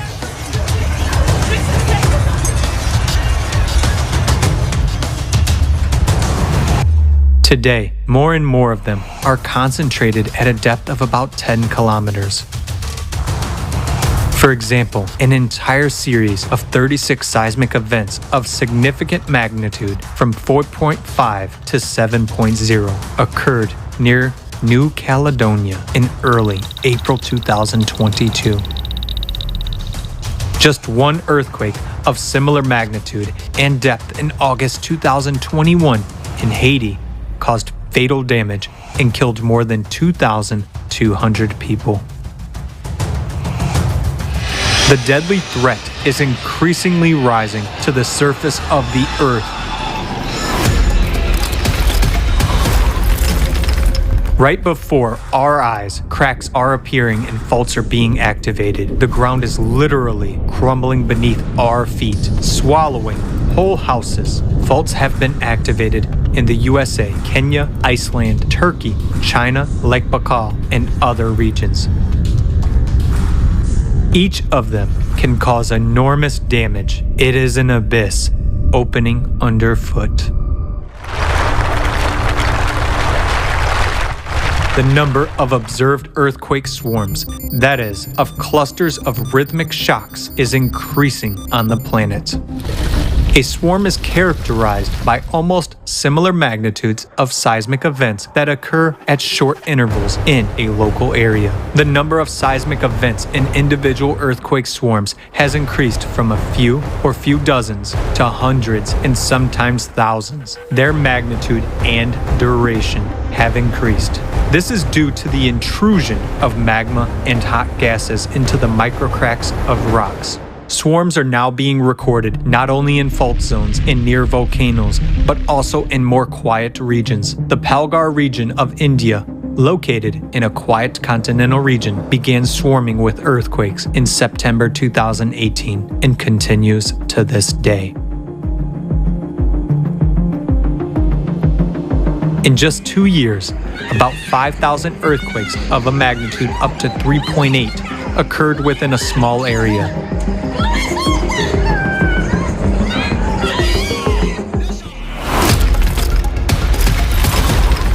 And what has been happening since August 2020 and the Bronzefield Strait off of Antarctica has been described by scientists as a huge magma intrusion.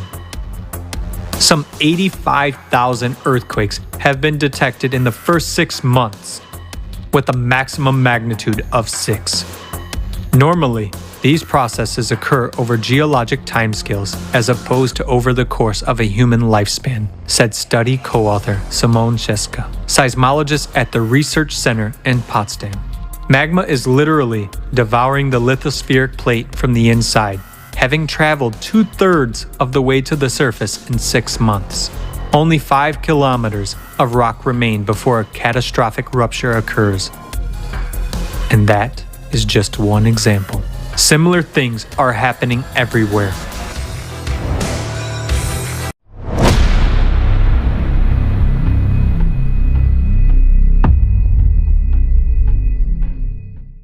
Note that 85,000 earthquakes have occurred right off the coast of West Antarctica, where the Weddell Sea is heating up. Doesn't that alert anyone? For the cause is the same. Magma is coming to the surface, and it causes both earthquakes and heating of the ocean. And it is important to note that not only did seismic activity begin to increase as a result of core displacement, but another catastrophic anomaly appeared as well. Everyone knows very well that Siberia is now warming up 3 times faster compared to the rest of the world. And this is happening in the least populated area with virtually no CO2 emissions. However, in these very places, people have started to witness water boiling in their wells and fires starting to break out from under the snow. Now that is alarming. And look at the trajectory of the direction of the core shift. If you looked at the projection from where the core shifted, it is under West Antarctica towards Siberia. That means the shifting of the core caused 2 waves of magma to rise from the Earth's inside in opposite directions, intensifying the rise of magma, which began in 1995. However, the rise of magma occurs not only in Siberia and West Antarctica. Let's watch a video about that.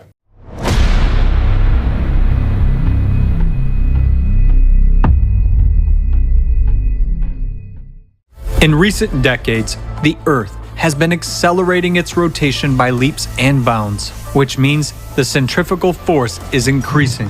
As a result, at the equator, the planet is expanding and increasing in volume. This causes the Earth's crust to crack and geological faults to activate. At this time, processes similar to blood cavitation occur in the Earth's interior with magma. Blood cavitation during Kyson disease is a life-threatening phenomenon known to divers during rapid ascent to the surface. Due to the sudden drop of pressure, the dissolved gases in the blood are released instantly, causing the blood to boil. The resulting gas bubbles destroy the walls of the blood vessels. In the Earth's interior, sudden pressure drops are associated with an instantaneous increase in centrifugal forces during a sudden acceleration of the planet's rotation. This causes magma to rush abruptly towards the Earth's surface. Lithospheric plates are destroyed by cavitation, microbursts of active gas-saturated magma. Just as the walls of vessels are fused by the bubbled blood of a diver, this process accelerates itself, affecting deeper and deeper layers of the mantle. That is why we are seeing ever more powerful and deep earthquakes and seismic swarms. The proof that this process is increasing and accelerating can be seen in the massive double-deep earthquake in Peru.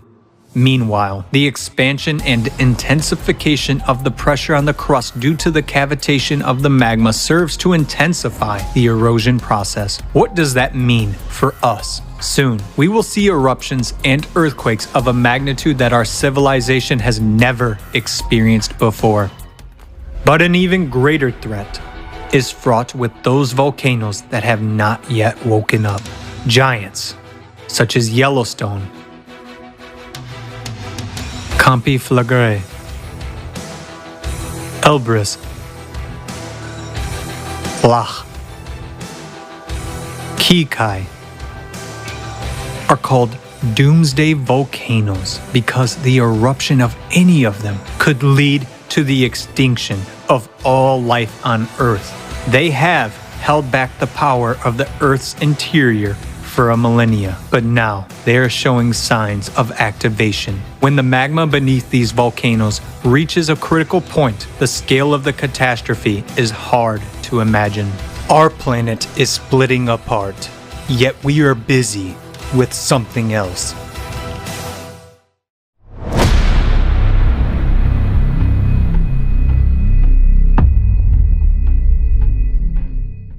The acceleration of centrifugal forces and the shifts of the core begin to push magma sharply to the surface. And this has not been happening for millions of years, but this is happening right now. Recall how quickly magma surfaced near Antarctica. Magma erodes and heats up the lithospheres from the inside. Yes, and it turns out that now magma rises up and expands in volume. And because of this, it's increasing pressure on the Earth's crust. Because of this, there is an increase in the number of earthquakes at a shallow depth. And the rise of magma itself can be seen by looking at the increase in the number of earthquakes at great depth. The rise of magma provokes volcanic eruptions. Yes. We should keep in mind that there are 3 known supervolcanoes in the US, and the most famous one is Yellowstone, which is giving alarming signs of seismic activity. So when magma gets even closer to the surface, supervolcanoes will inevitably react. So what are the reasons for this instability in the core, which causes the acceleration of the planet's rotation and pushes the magma outward? Let's watch a video on this topic.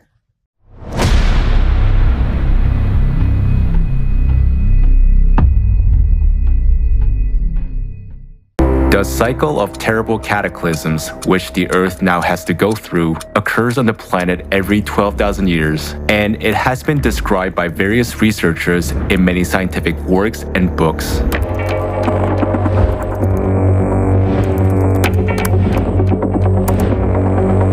The Earth's core creates a magnetic field. The Earth's magnetic poles are movable. Their sudden shift is called geomagnetic excursion. and note in which time intervals such excursions took place over the last 120,000 years. The interval between them is approximately 12 to 13,000 years.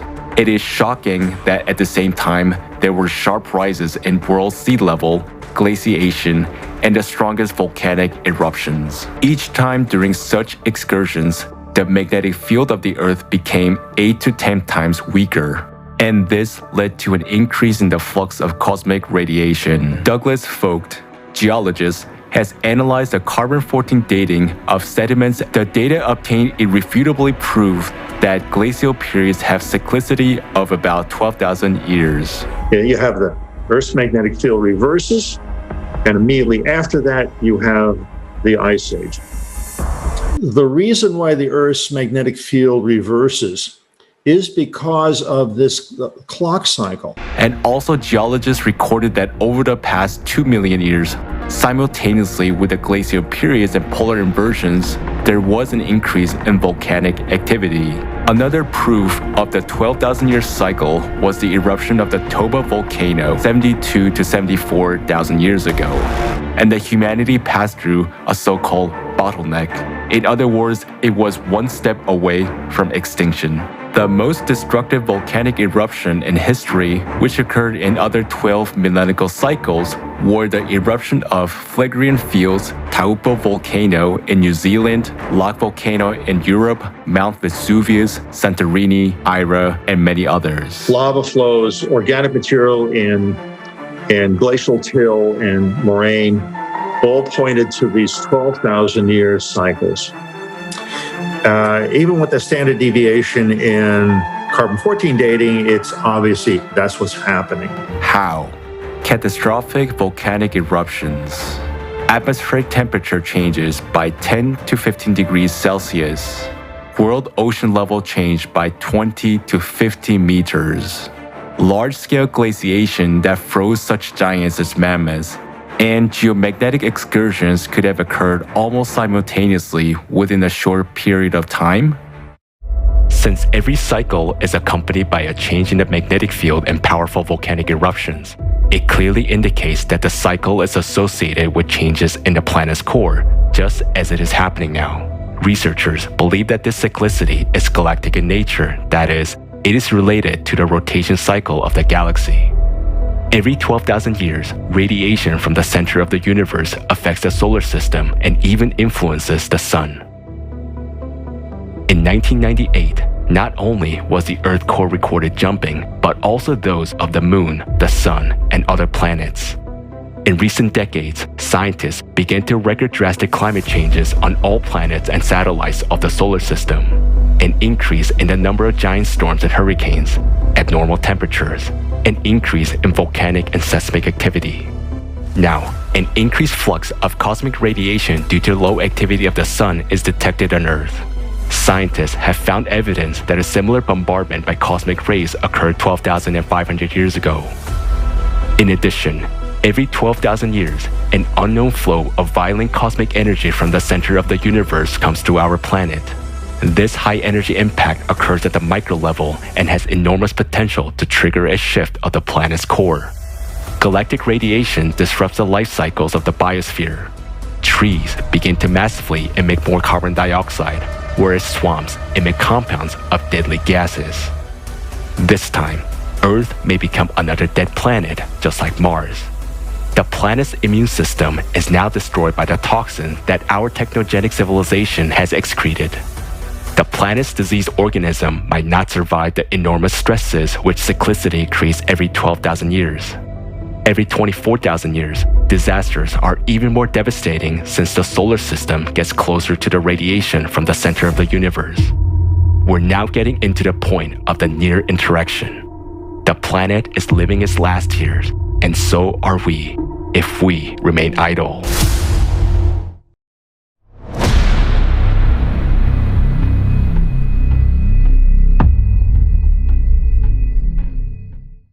The cause of the climate change is the 12,000-year cycle of cataclysms. As you could see in the video, this cycle is clearly visible in the geological evidence. But this time, we're in a much worse shape than in the most recent cycle. Because according to all the evidence, the cataclysmic cycle we're entering is the 24,000 years one, which means it is even more destructive. At the same time, the planet's ecology is exhausted and its immunity is weakened. But we have not even reached the highest point of this cycle, while the cataclysms are progressing with terrifying speed. This means that when we reach the peak of the cycle, the planet may not survive. Note again that climate change is now occurring on other planets of solar system as well, and humans have absolutely no influence on it. Based on this fact, we understand that this is an external influence. This is some kind of radioactive influence. And every 24,000 years, cycle has a stronger impact on our planet. It is this radiation that sets the cyclicity of cataclysms and affects the core of the planet.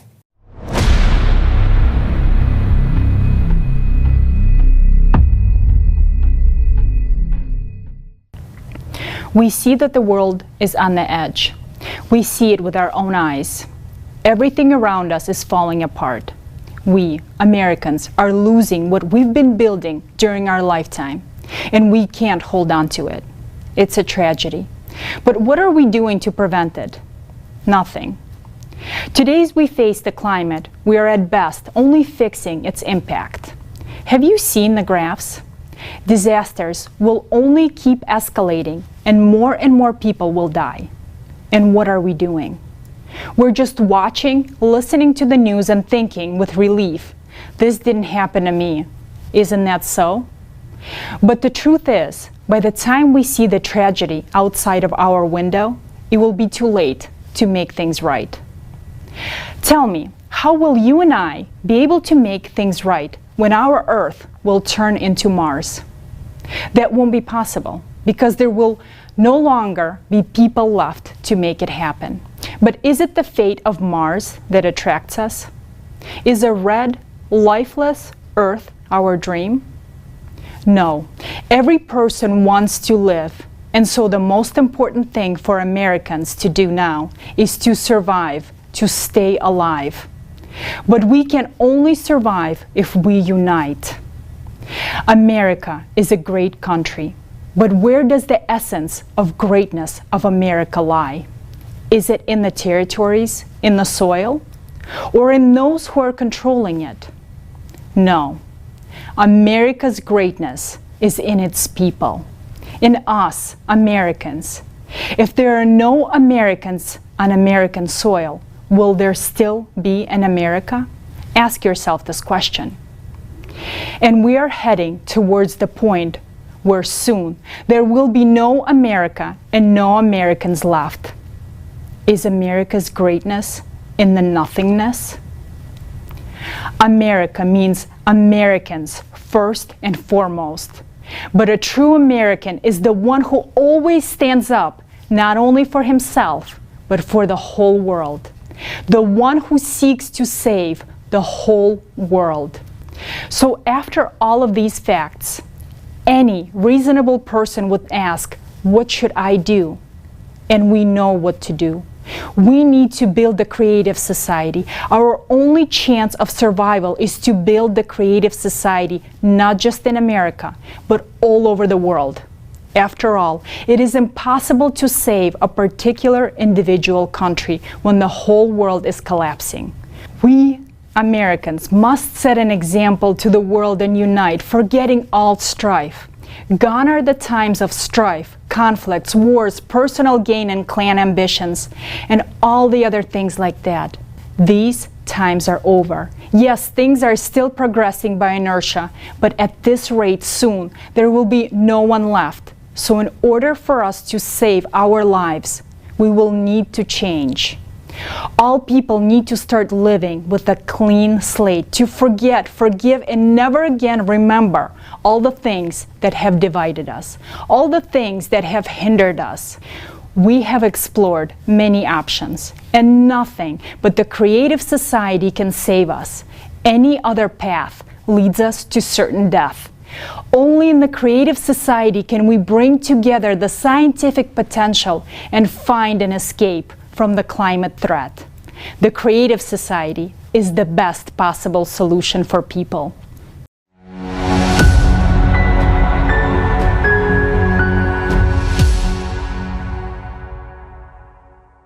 We can find this solution because there is always a counteraction to any action.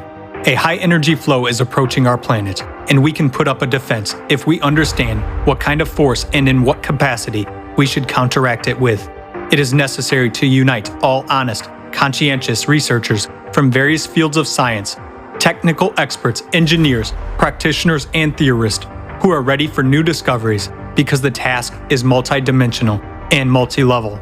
It is necessary to set one common goal at the level of all countries, to provide scientists with funding, access to advanced technologies, and truthful statistics of climatic and geophysical services.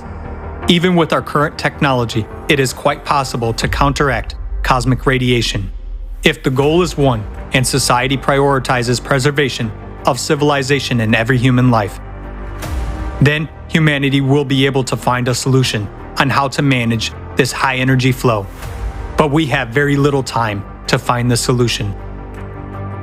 It is possible to unite the scientific potential of conscientious researchers only with the absolute support of the entire society and all countries.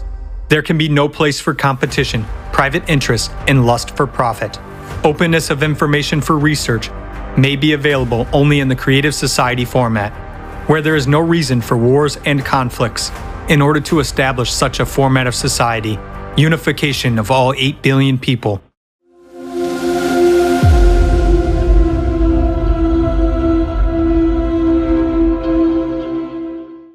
Thank you, Olga and Tali.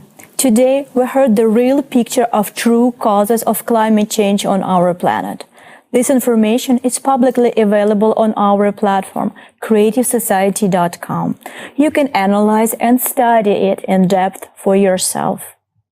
Today, we touch only a little bit on the causes of climate change. We do have a more detailed report on the dynamic of climate disaster and the rate at which they are escalating and progressing. And on November 12th, we will be ready to present it to you. We invite you to the Open International Online Forum, Global Crisis, Our Survival is in Unity. It is a large-scale and unprecedented event organized thanks to the unification of millions of people from 180 countries on the platform of Creative Society Project with simultaneous interpreting into 150 languages. It will be broadcasted on tens of thousands of channels of social and media platforms, TV and radio stations around the world.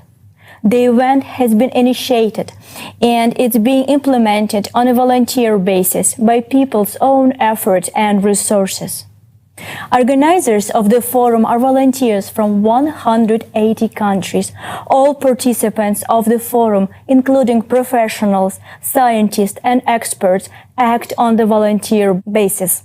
At this forum, you will learn the truth about the scale and causes of all global crises that our society is facing now worldwide, and the impending disasters of the planetary scale. But most importantly, you will be presented with the practical solutions to solve all of these crises through building the creative society. That's really great news. Every human that cares about their own well-being and lives of their close ones should join in and share this information with as many people as possible. Because this is life-saving information that is essential for humanity to be aware of, so we all together could make a right decision.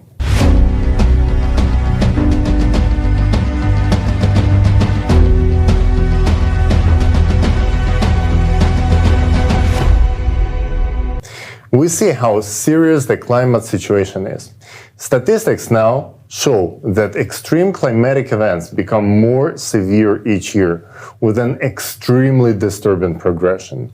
And to go through the climatic challenges that our humanity is about to face within the next few years, it is essential to have reliable sources of energy. Without it, it will be much worse. Let's talk to John Ahn, who has been researching on this topic. John? Thank you, Tali. I've always been interested and supported developing sustainable energy. Like many here today, I dreamed of living in a clean, high-tech, and a wonderful world. I thought that solar and wind was the energy for the future. But for years, I've also found a lot of contradicting information, so I spent time understanding the facts. And what I found was shocking, and I wanted to share this information today.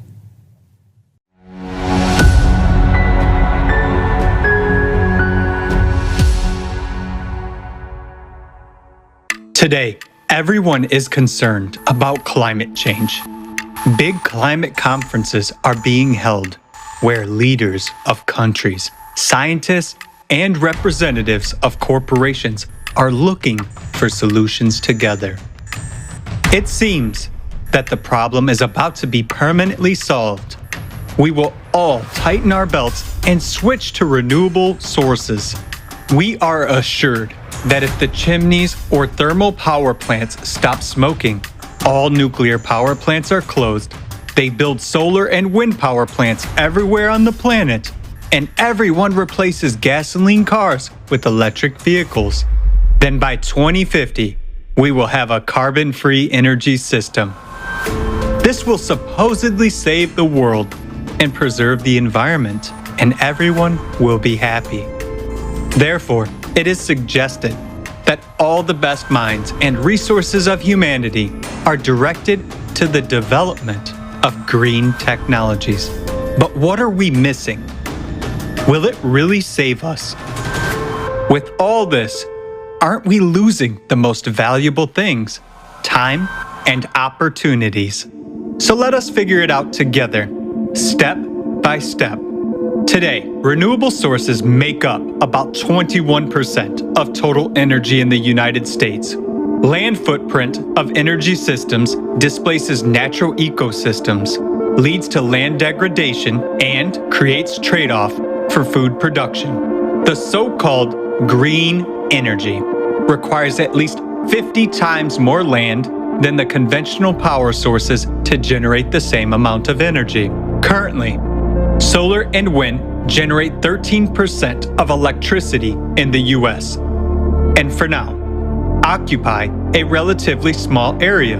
However, Princeton University studies showed that if 98% of electricity is generated from solar and wind, land footprint will increase by more than 35 times, and this would be taken from the land that feeds us. The green energy requires at least 10 times more materials than conventional power sources. All this continues to contribute to the depletion and pollution of the planet. Solar panels. In the year 2021, a new solar project was installed about every 60 seconds. Manufacturers project the service life of these panels to be 20 to 25 years. But recent studies have shown that the performance of solar panels is much lower than declared. Moreover, their efficiency degrades every year. As a result, they have to be replaced much earlier, therefore creating more waste than originally expected. Currently, there are no disposal regulations for solar panels in the United States.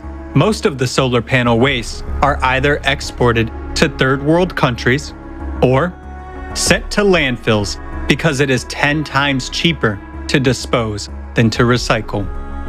Thus, by 2035, the discarded panels are expected to outweigh the new units by 2.5 times. Note that the waste from solar panels is 300 times more toxic than nuclear waste. It contains heavy metals such as lead, cadmium, and mercury. These metals can leach out and get into the groundwater to impact human health. As you can see, this only makes the environmental situation worse, and this is just the tip of an iceberg that we have to look into deeper. So, what's wrong with wind farms? Observations have shown that wind turbines alter local climate. A recent study from Harvard University showed that if all U.S. electricity were generated by wind turbines, it would cause a warming of 0.43 degrees Fahrenheit in the continental United States. This is even higher than the average temperature increase on our planet in recent decades. Wind turbines also generate low-frequency noise, which poses health risks to nearby residents. Adverse effects include sleep disturbance, headaches, and cardiac arrhythmia. Moreover, wind turbines are annually killing millions of bats and birds, including slow reproducing species, which negatively affects the ecosystem. At that, we are not even talking about their maintenance, which implies building special purpose vessels, expensive utility high-rises, and constant replacement of blades.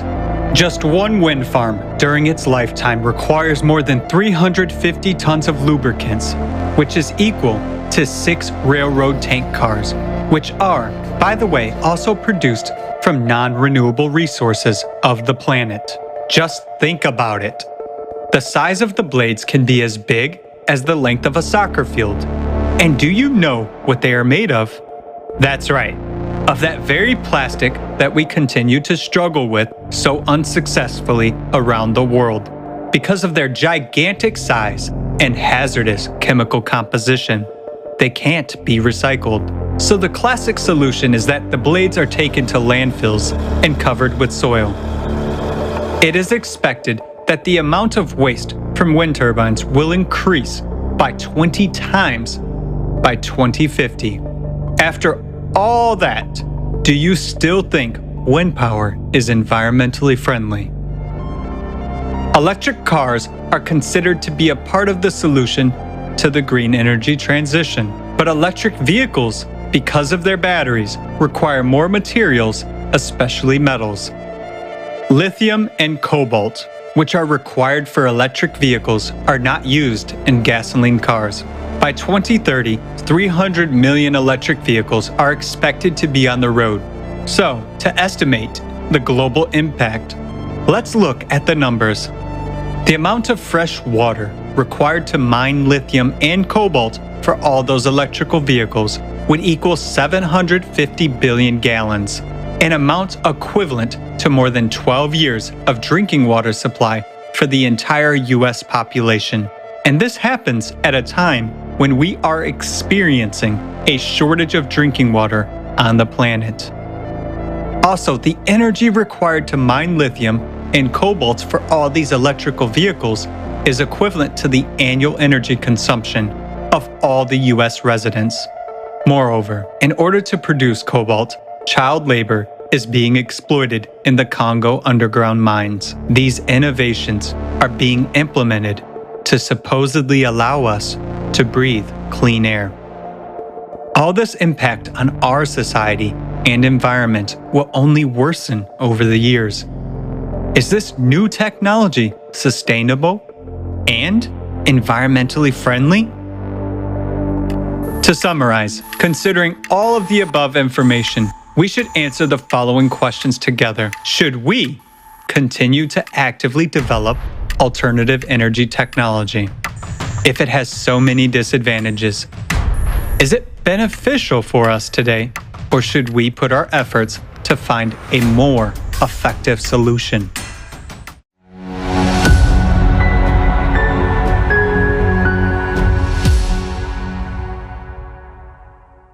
We just saw that the so-called green energy destroys the environment immensely. Is that we just don't see what is done behind the scenes. Green energy is not clean or sustainable. Another belief that has been widely promoted is that green energy is cheaper than the traditional sources. Let's look at the official data. And indeed, solar and wind do appear to be cheaper than energy from coal and gas. So you would think more green energy should lower the price of electricity, right? But let's check that with the actual data from the developed countries.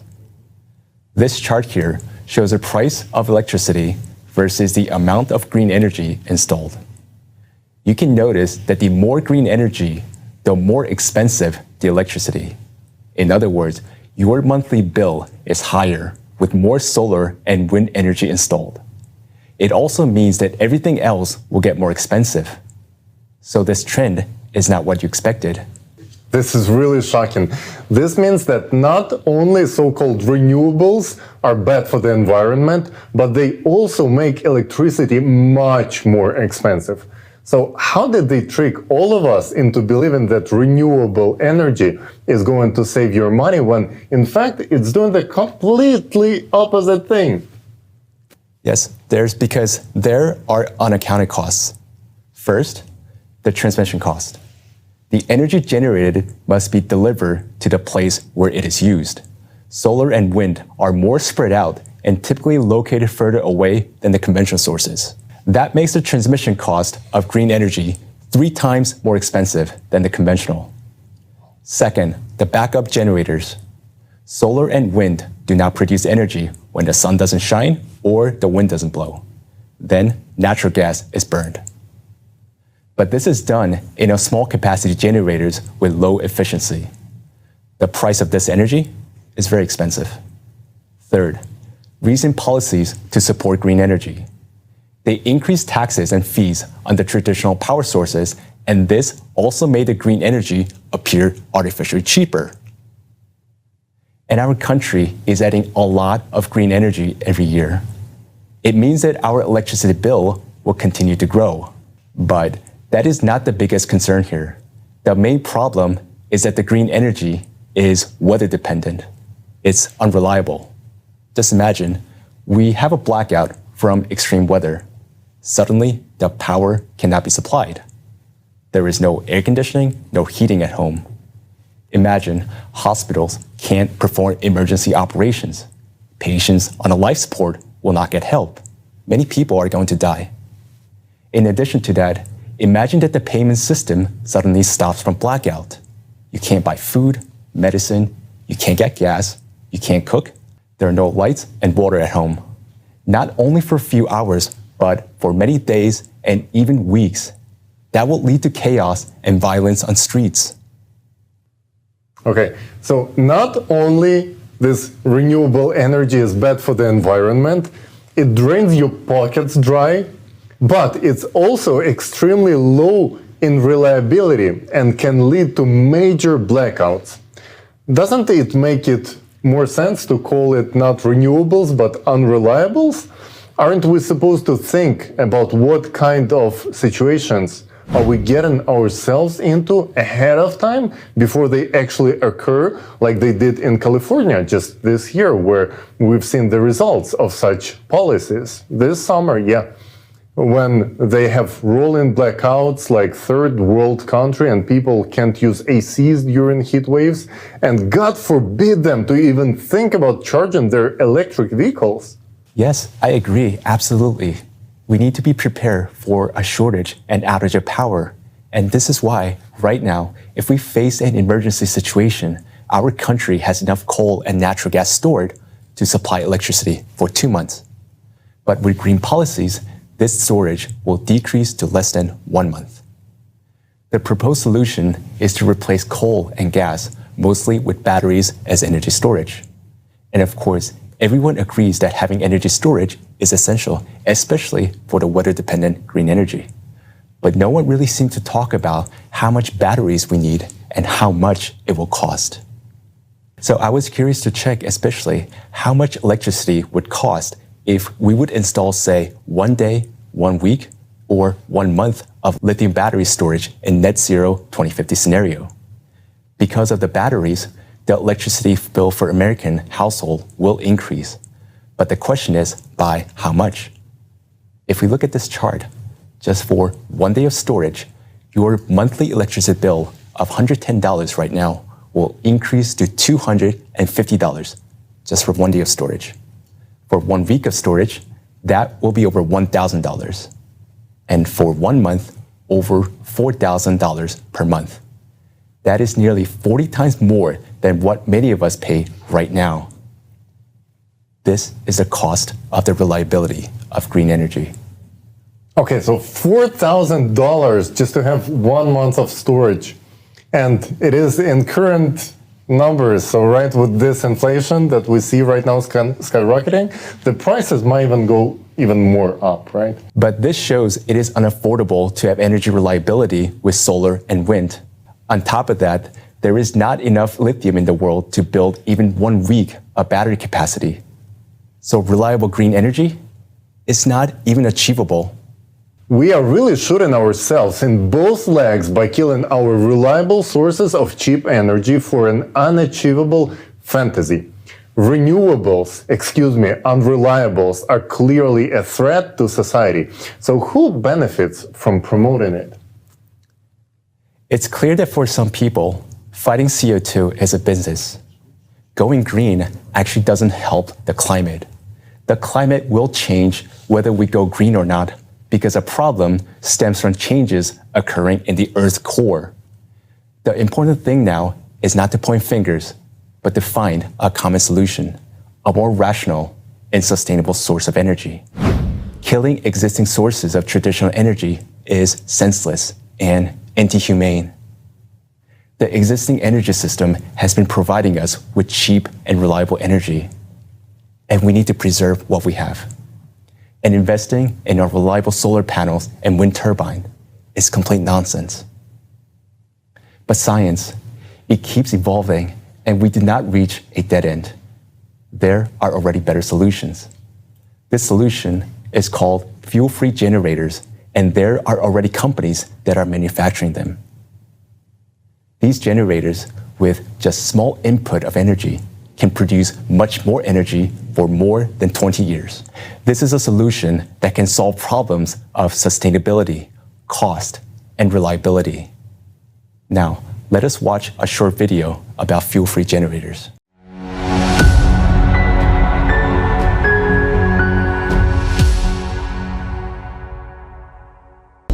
Free energy generators have existed since long ago.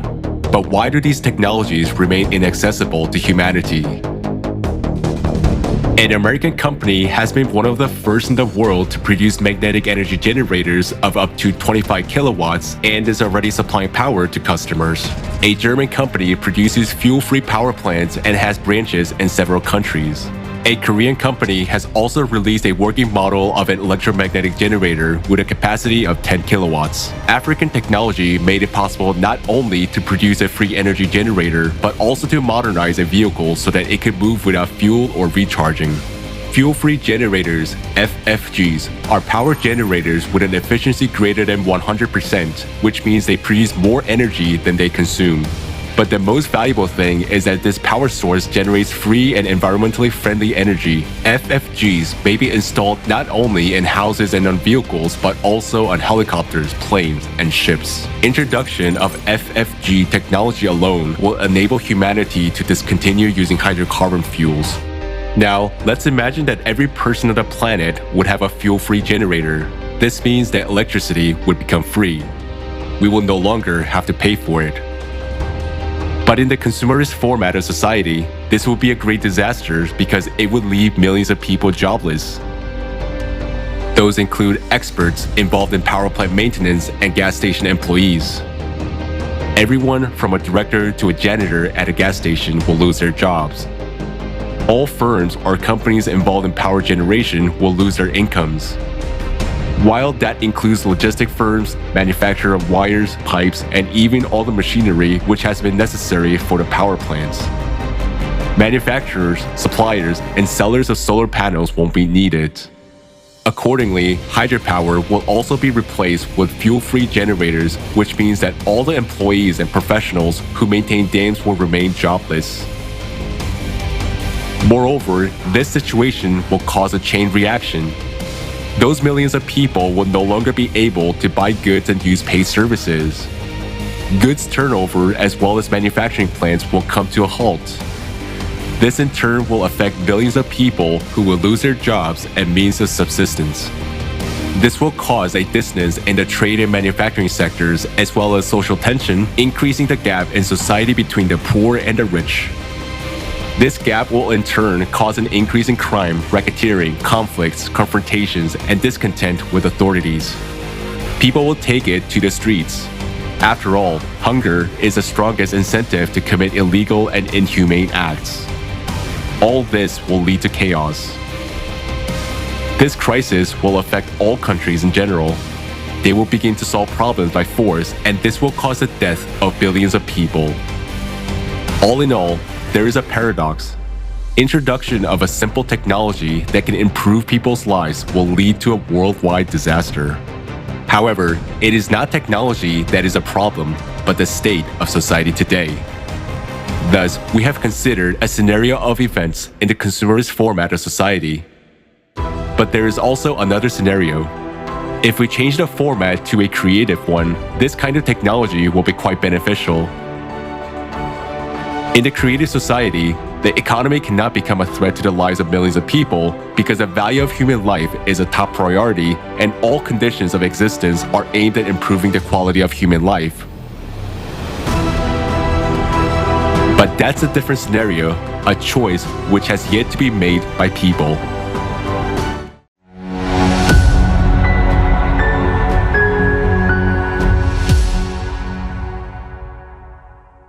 Just imagine the possibilities that this will open before the humankind. Energy demand processes will no longer be an issue.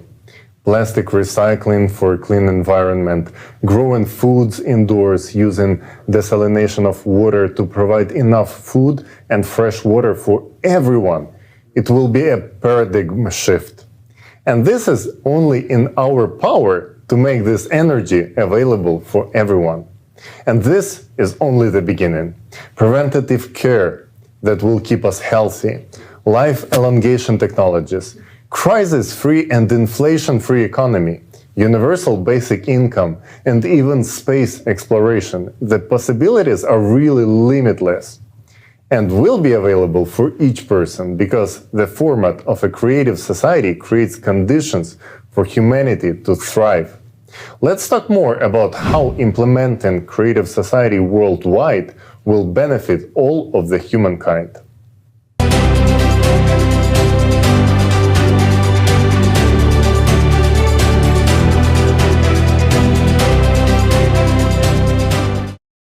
We can see that in today's format, it's impossible to solve the problems that concern all people. The proposed solutions we hear today are not working. Today, we showed the real facts of the true causes of climate change, talked about the economic crisis, mass shootings, green energy, and the scam of CO2. The only way to improve the lives of American people, of all people, is to build the creative society. We have a solution. Today, we need to use it. The creative society is a format where life, freedom, safety, and well-being of each individual are of the highest value, not on paper, but in practice. Society where power of one person over another is absent. People themselves make decisions on key issues together without shifting responsibility to a small group of individuals. Creative society will provide a world without wars, poverty, crime, and violence. Such a society is beneficial to everyone. We will try to answer all the questions you might have about the creative society today. If there's something that is not clear to you, don't hesitate to visit the official website, creativesociety.com, or send us an email at info@creativesociety.com. Let's take a look at social surveys to see what American people really want and what is the American dream to them.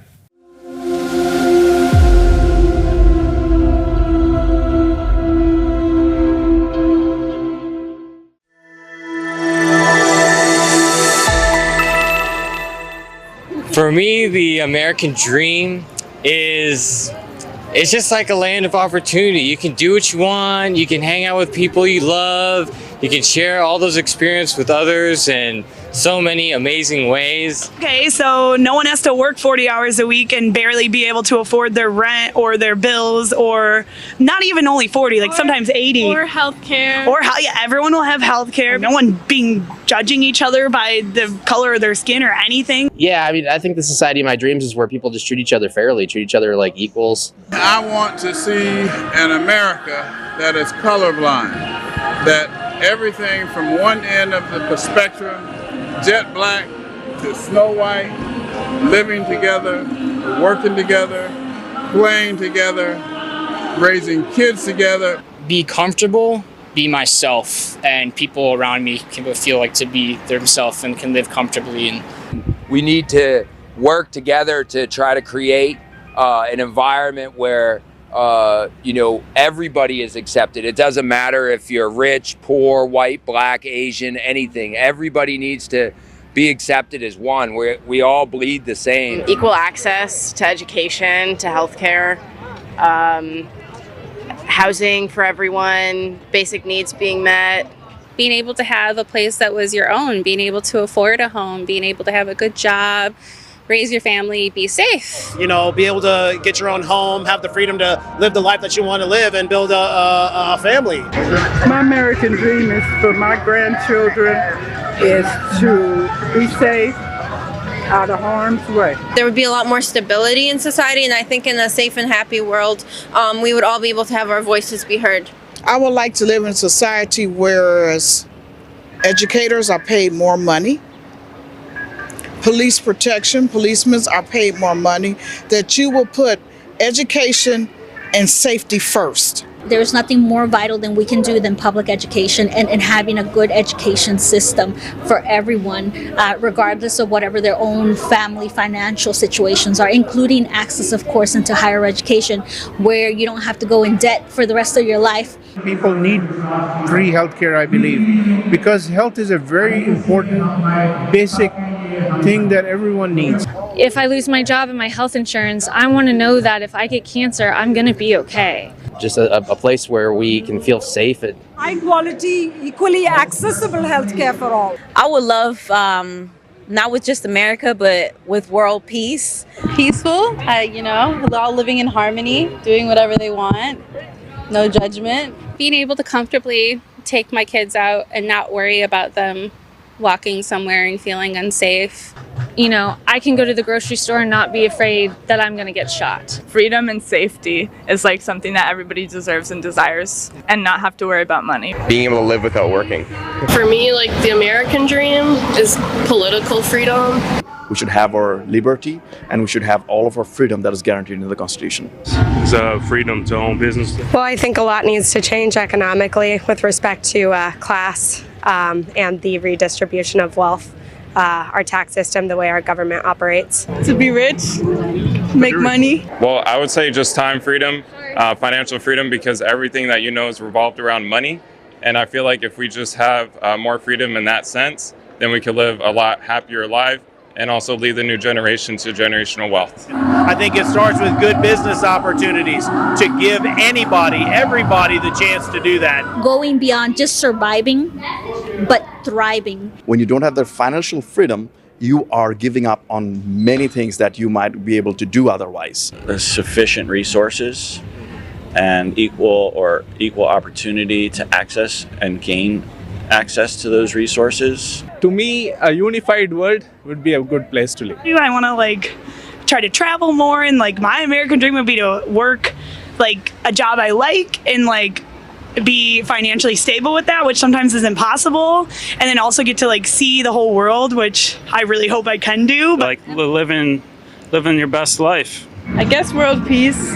Just more love for the community, more bonding between neighbors. Have the world run by people with some heart and soul. Is being able to live up to your full God-given potential. The American dream is everyone getting together, working together, and just making each other happier and healthier as one person. We're all one community. I would really like to see, hopefully there will be a change or maybe a restart on this world, and United States included, to revamp and revise a whole new, beautiful beginning. I would like to live in a society where there's no envy, where people support each other, where there's always a lot of love and mutual help. And above all, I'd like to live in a peaceful world, one where everything is done from your heart. It comes from your heart. Unity is a strength. Together we will go far.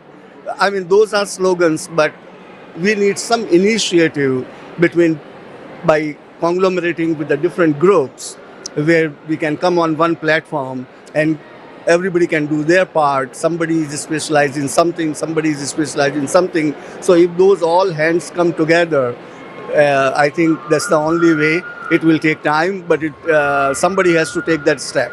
And we can get a better society.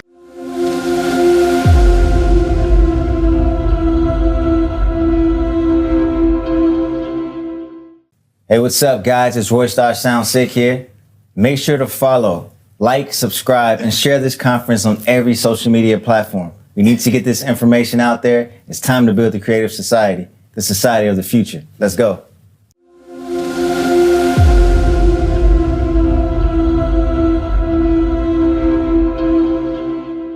Wow, I can definitely see myself wanting the same thing, freedom and equality.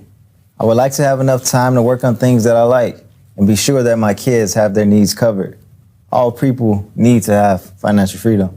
Me too. I would love to live in a safe country, knowing that my kid is safe and is growing up in a violence-free world, in a peaceful society. Definitely a peaceful society in which my children are guaranteed to have a great education so they could fulfill their potential to the maximum and contribute to society. Let's make the world a better place. Yes, and for me, healthcare is very, very important, and I would like to see our society being healthy, where all of us are taken care of, the world where all the diseases and sicknesses are being cured, and our high-quality healthcare is available to everyone. Well, you can see that we're all not that different after all. In fact, we all really want the same thing. And the essence of it can be described in two simple words, the creative society. Let's take a look at the benefits which we all will receive in the creative society and compare it to the American dream.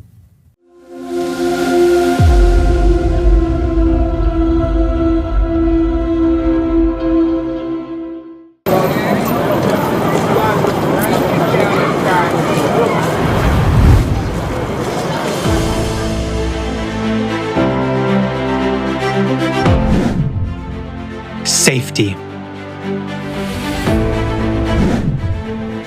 In the creative society, human life is the highest value. This society will be safe for you and your family. The latest technologies will be implemented everywhere to help security services stay ahead of the curve. We will finally have a sense of security. Concepts like crime, missing people, killing of children and adults will no longer exist in America.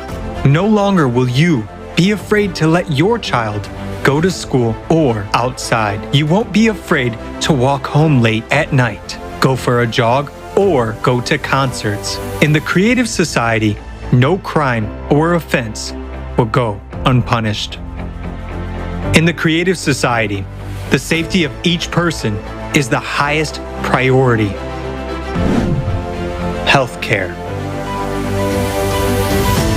In the creative society, healthcare will be top-notch and free for all Americans. Imagine artificial intelligence that incorporates the expertise of all the best doctors in history. It controls high-tech robots that perform tasks of any complexity. These cutting-edge technologies make healthcare in the creative society of a high quality. Right now, health is a commodity, whereas in the creative society, everyone's health is a priority. After all, we benefit from the fact that every person is healthy and we have a healthy nation. Thanks to the development of nanotechnology and artificial intelligence, epidemics, cancer, diabetes, asthma, and all other incurable diseases will be a thing of the past. The very approach in healthcare will change, as it will be aimed at preventing diseases, and in general, we will finally get real treatment and real recovery. With such a development in healthcare and technology, it is quite possible to prolong human life beyond the species limit. The Creative Society is all about healthy and happy people. Education. In the Creative Society, education at any level will be free and available to absolutely every person. Thanks to a new approach to education and advanced technology, you will be able to study and learn new skills anytime and anywhere, as well as easily change careers. Education will no longer be a chore. The process will be engaging and exciting. For example, with the help of VR glasses, you will study the human body from inside, traveling among molecules. In the Creative Society, you will be able to study at any university in the world and learn any profession you want. Economy. No inflation. The first thing that will happen in the Creative Society is writing off all debts and loans from private individuals, abolition of real estate taxes and personal property taxes. There will be no loan interest rates. We will start with a clean slate. All of this will be possible due to a new format of economy that will be designed to benefit the interest of every American. It takes the financial burden off of every family. Workday. By birthright, all American citizens, regardless of their status, age, gender, or race, are guaranteed a monthly universal basic income that will provide for all of your essential needs. And if you want a better life, a bigger house, or a premium car, an airplane, or a yacht, you will be able to easily afford it by working just for 4 hours, 4 days a week. You will have a job that you like and enjoy, one that you really love, and in which you will be able to fulfill your potential to the maximum. All the hard, monotonous, and damaging human health work will be performed by robots and automated systems. This is already being gradually implemented, but in the consumerist format, its large-scale implementation threatens with mass unemployment and the collapse of the economic system. Yet, this is not the case in the Creative Society. It will only benefit humanity. After all, technology will be available to all people. All these innovations will give us a lot of free time. Finally, fathers and mothers will be able to watch their children grow up and spend as much time with them as they want. People will have time for everything: hobbies, self-development, traveling, learning new skills, and a lot more. The Creative Society gives people free time. Every working American will have at least 2 months off. You want to go with your whole family to the Maldives or anywhere else in the world to see some places of interest or visit relatives on other continents. No problem. You'll be able to really spend your vacation the way you want to, rather than opt for what you can afford. Traffic jams. Free roads. It's real. And most importantly, safe ones. There will be no accidents, and we will be able to solve the issue of traffic jams. You will no longer have to waste your time. Every city will have a smart system connected to all cars via artificial intelligence. This system helps regulate and control traffic on the roads and calculate the best routes. Cars in the Creative Society will be able to block the engine start if the driver is intoxicated, analyze facial expressions, detect driver drowsiness and distraction. In case of a threat, the car will signal the driver. If they do not react, the car will turn on the emergency lights, head to the side of the road, and stop. Alert the driver of danger and take control in a critical situation. In the Creative Society, Everything is built around the comfort and safety of humans. Housing. The good news is that we can provide every American with free housing. We already have a huge amount of breakthrough technologies. Some of them already allow us to build comfortable housing quickly and efficiently. In the Creative Society, every American will be provided with a minimum of 650 square feet per person, absolutely free by birthright. If you have a family of 4, you are provided with a house of 2,600 square feet. No mortgage, no rent to pay. You won't have to pay utilities or property tax.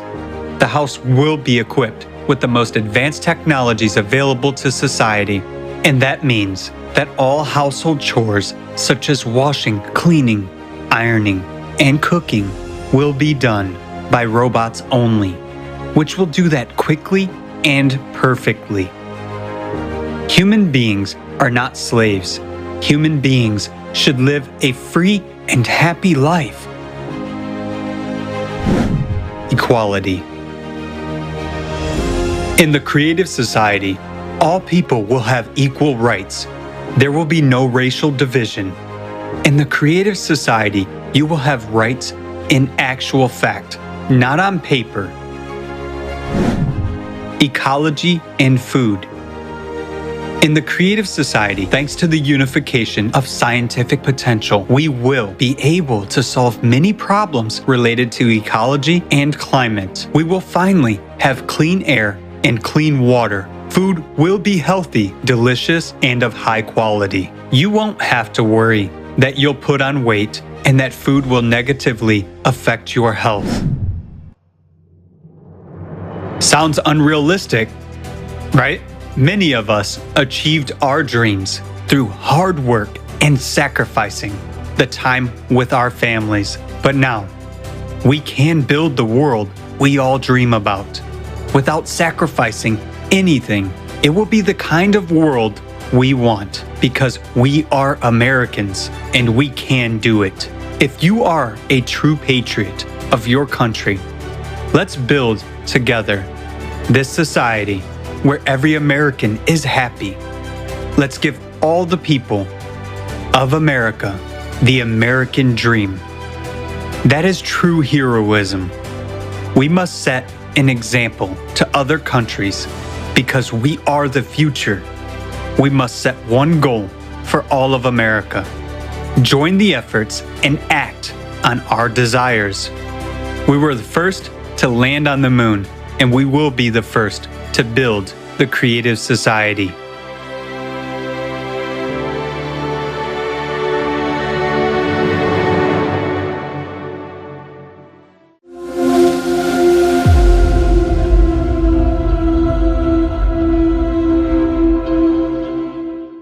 Wow. We can clearly see now that the American dream is the Creative Society. This is awesome. People deserve to live in such a world, an exciting world. I'm sure now you have a few questions. Let's go through them. Let's briefly talk about how this project started and about the 8 pillars. This will give you a lot of insight. How did the project start? As an organization, we have been operating for 11 years. And today, it is a large-scale international movement that is represented in more than 180 countries around the world. For 10 years, together with volunteers and experts, we have been conducting extensive analytical work and numerous social studies and surveys around the globe. Millions of people from more than 180 countries have been interviewed, and experts from a wide range of fields have been consulted. In the course of this lengthy research, we came up with a unified, full-fledged working model for which there is no alternative today. And we named this model the Creative Society. But it is not the name that is important, but exactly the essence and the principle of working of this model. This model is described in the 8 pillars of the Creative Society. They represent people's desires. They stand for what all people want. Now, let's take a look at the 8 pillars. The first pillar is the most fundamental principle. It declares that human life is the highest value. The goal of society is to ensure and guarantee the value of each human's life. Do you feel the difference with what we're seeing today? For most people, freedom is very important. Life cannot be fulfilling without freedom. The second pillar guarantees that. It declares that every human is born with the right to be a human being. All people are born free and equal. To put it simply, the third pillar removes the ultimate fear, the fear of tomorrow.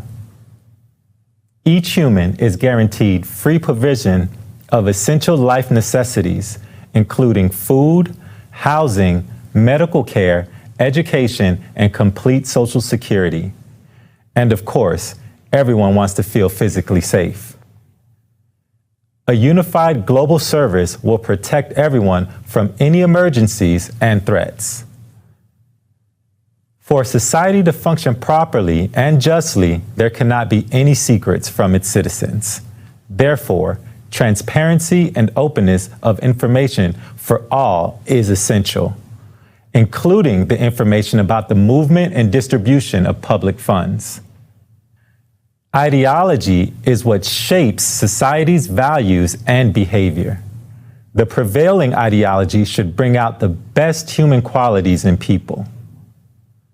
The sixth pillar guarantees everyone high quality, free education and harmonious development of their personality.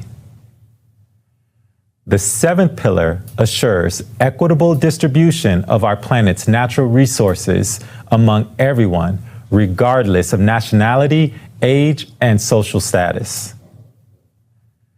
The concept of power in the creative society is absent. People directly participate in making decisions on key issues. As you can see, these are the core values that are universal to all people, regardless of skin color, nationality, religious, political, or any other affiliations. They are just as universal as the core values that the founding fathers built our great nation on. And we should be the ones to give a new life to these core values. The definition of a true freedom, liberty, and justice. If we implement 8 pillars on a legal level as part of the Constitution, it will guarantee prosperity to each American for many generations to come. This will give practical ability to use our rights. Thank you so much, Roy, for such a great news. We really like that. And right now, dear friends, let's hear about the Creative Society from a respected oncologist from Kentucky. Dear Dr.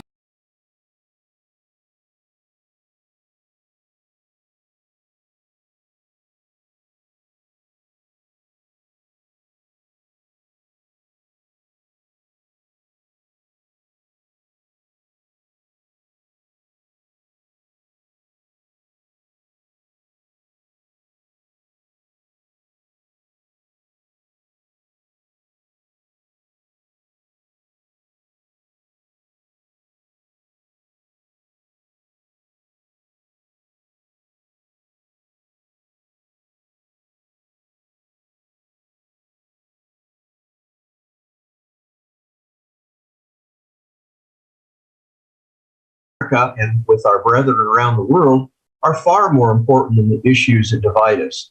You really have to think about those 8 foundations of the Creative Society, and I do. Overall, when you hear them, it's like, well, this is how you interact with other people in the world with love, compassion, and respect. I mean, think how much that would change the world if we all respected the value of human life, if we all felt free to share what we want to share respectfully and could respectfully dialogue about that. Human safety, the importance of open and transparent information to everybody. We can always work together as a creative society and go forward together to help do the best we can, aware of that which binds us, which is far more important and far broad, and yet deal truthfully and honestly with those issues that divide us. I think it's critical for Americans to be an example to the world, bringing forward the goals of the creative society. If we as Americans can understand lovingly and compassionately that which unites us is far more important than that which divides us. I mean, we're the United States of America, not the divided states of America. I think if we go back to that foundation and work together and serve as a model for the rest of the world, I hope we can accomplish that. I think that would inspire other people around the world to think, hey, if Americans can do that as bitterly divisive and divided as they have been and come back together and respectfully and compassionately listen to each other and share, I think that would be amazing. That would be fantastic. And that would make me even prouder than ever to be an American. I think Americans and every society, every person on this planet deserves a creative society. Thank you so much, Dr. Long. We all feel this need in changing the format. We clearly understand that in the current format, we will not be able to find a real solution to the existing climate crisis. And now we would like to invite you to watch a short excerpt from the program with esteemed Igor Mikhailovich Danilov, Creative Society Questions and Answers. You can watch the full program on the Creative Society YouTube channel.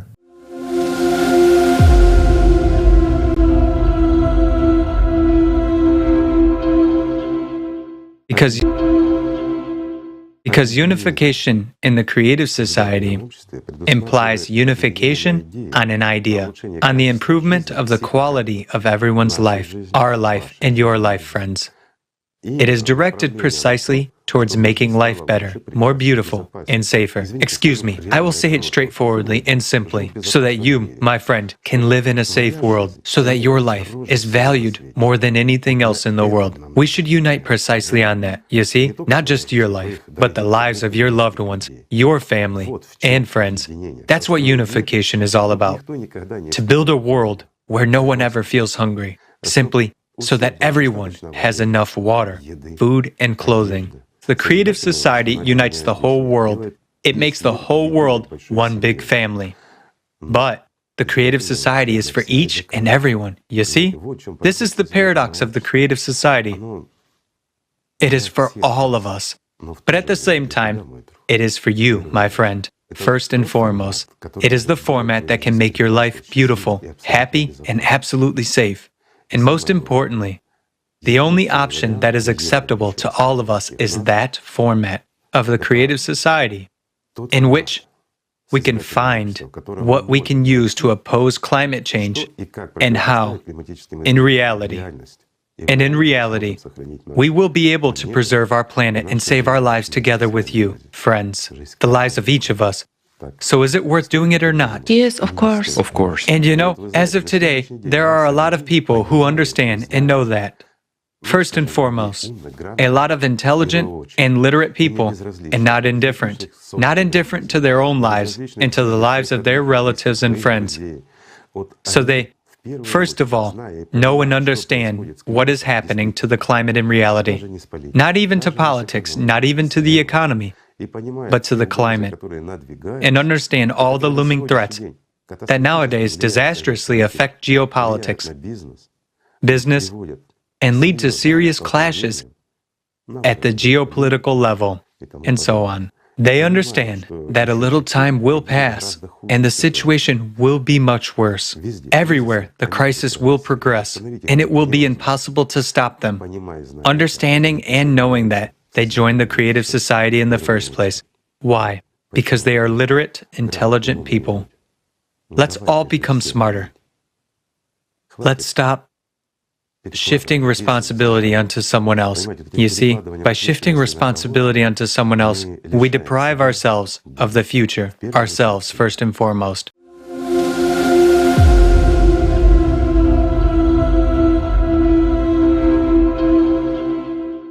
Isn't it amazing to know that there's a way out? That there's an answer to all our hopes and our aspirations? Everything we ever wanted our society to be is achievable, and all that it takes from us is to make a few simple steps. You might be asking, what specifically do I need to do? How can we make the creative society our reality? All the legal and economic and social mechanisms for a peaceful democratic transition are already in place today, especially in the United States. We just need to use them appropriately. Let's start at the beginning. We need to form a public opinion to support the creative format. There has to be a popular demand for it. And popular demand leads to electoral requests. And the electoral request moves the politicians. Let's watch an informational video for more details.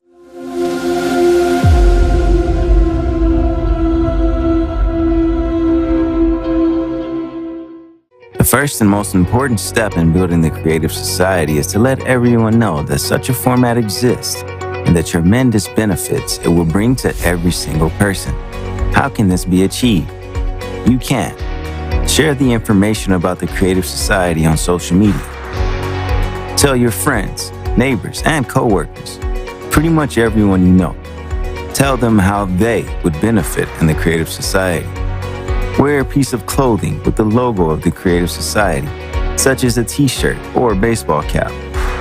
Put a sticker with the creative society logo on your car, or install a yard sign. Leave the information about the creative society in coffee shops, doctor's offices, your local grocery store, or a hair salon. Don't be shy and talk about the creative society on podcasts, radio shows, and TV to share this life-saving idea. If you are a business owner, place the Creative Society banner on your website or add the Creative Society logo on your products. You can place advertisements about the Creative Society in mass media, newspapers, magazines, and on billboards. These are just some examples of how information about the Creative Society can be spread. I am sure you can think of other methods on how to inform the world about the creative society. The faster the majority of the population is informed, the sooner we can form a public request or an electoral demand. Only then we can get to the next stage of implementing the creative society at the legislative level.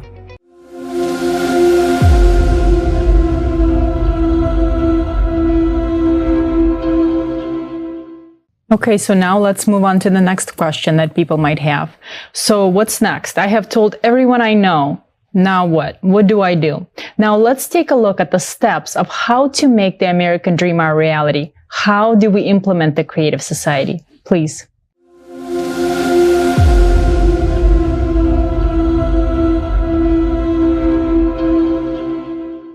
Once you learn about the creative society, visit the website creativesociety.com and click the Join Us button to select one of the following options. I support building the creative society, but I am not yet ready to officially support the electoral platform. I support building the creative society, and I am ready to officially support the electoral platform. I support building the creative society, and I am ready to take an active part in this process, as well as to officially support the electoral platform.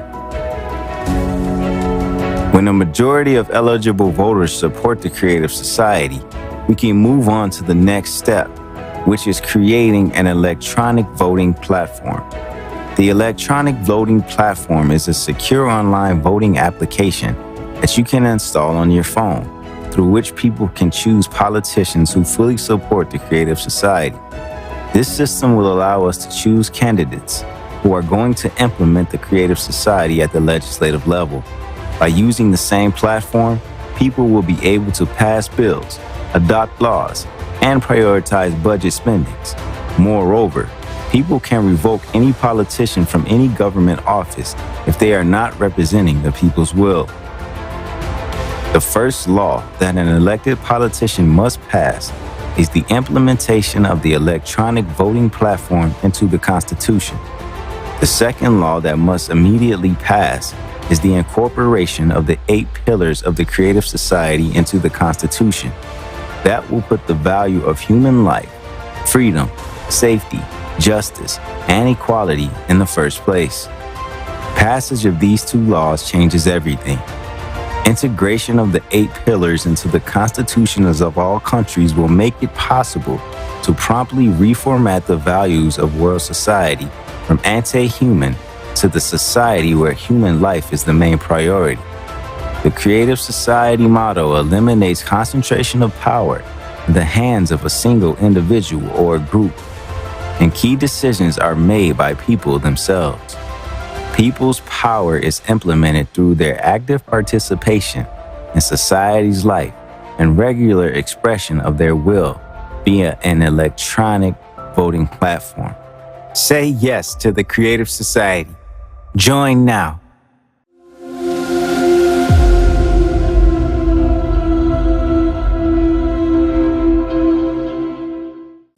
Our friends had a chance to speak with the experts.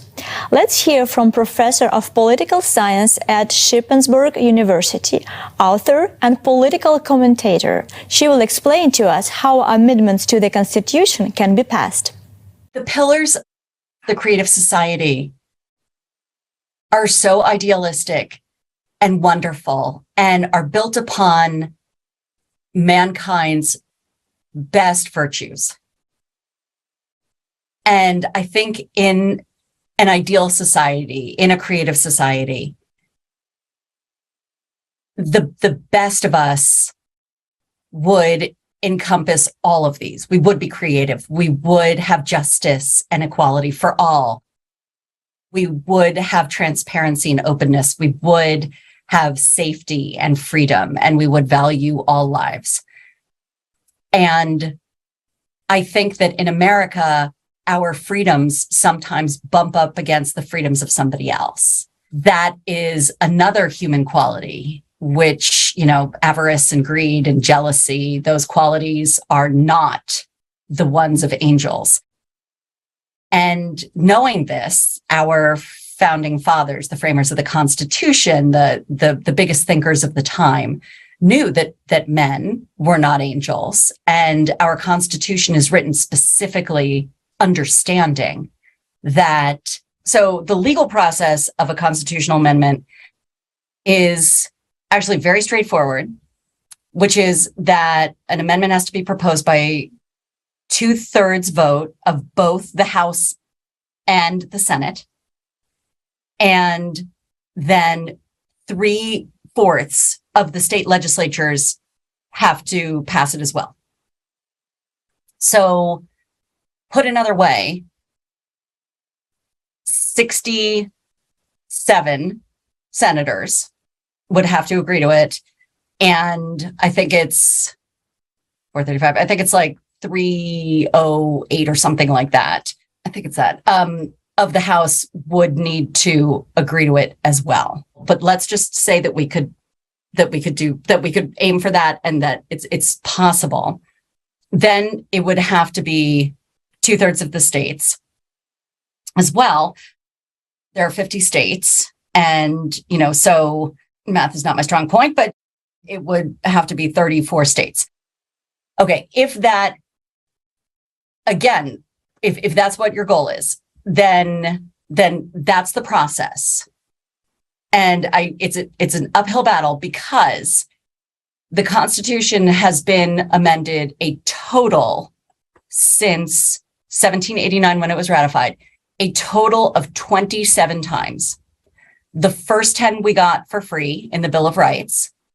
2 times were about alcohol, prohibition, which took away Americans' right to drink, and then the repeal of prohibition, which said that was a terrible idea. Everybody gets to drink again. And so that means that in total, 15 times since 1789, we have amended the Constitution. If we've been able to add 27 amendments to the Constitution, why can't we add another one for the benefit of all Americans? Yes. And if we unite all our potential and remember that we are American, nothing will stop us on our way to glory. And this will be the best and biggest legacy we can leave to our children and generations to come.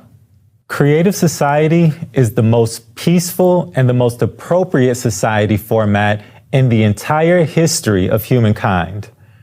Only in the creative society can we cope with climate threats and the crisis of the entire humanity. The best investment in your future is an investment in the creative society.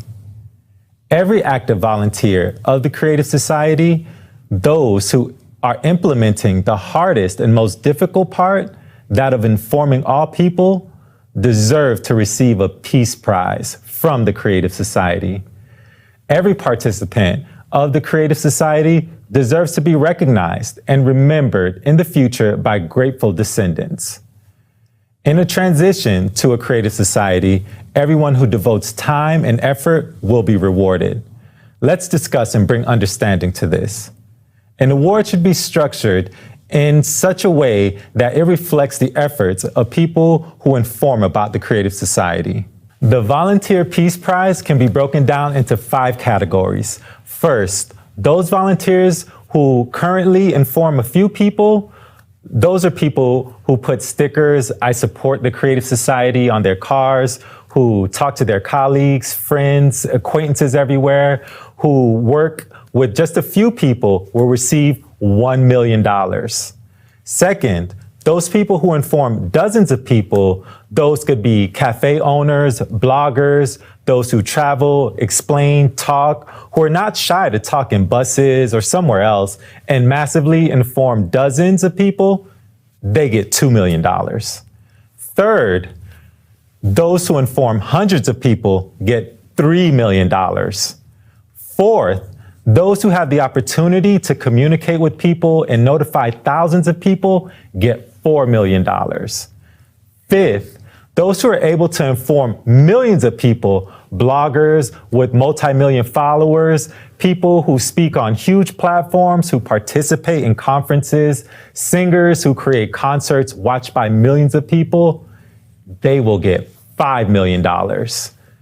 We must all recognize that such incentives will only be given away in a creative society, not now. Awards are determined based on how much personal responsibility a person assumes when making information about the Creative Society available to others. A new history will begin with the names of the volunteers who contributed their hearts and souls to the Creative Society. Building a Creative Society is true heroism. It is saving the lives of billions. It's saving all of humanity. Therefore, we should not only thank such people financially, but also write their names in our history. After all, they really deserve to have their names immortalized. There will be a monumental building raised in honor of those heroes. The building will have 6 floors. Each person's name, each volunteer who informed millions and thousands will be on the first floor. Furthermore, there will be the same gradation from 1 to 5 million Peace Prize recipients. Our 5th floor will be dedicated to the real philanthropists, those who supported the informational stage and made Creative Society possible. On top of the building will be tributes and portraits of those politicians who were so courageous and the first to declare their support for the Creative Society. In addition to helping us create voter demand for a Creative Society, these politicians will remain in the public memory for generations. A Creative Society logo will be affixed at the top of the monument. For the first time, a human civilization, the Creative Society, can be born. And we Americans can be the first to build a Creative Society for us and all of humanity.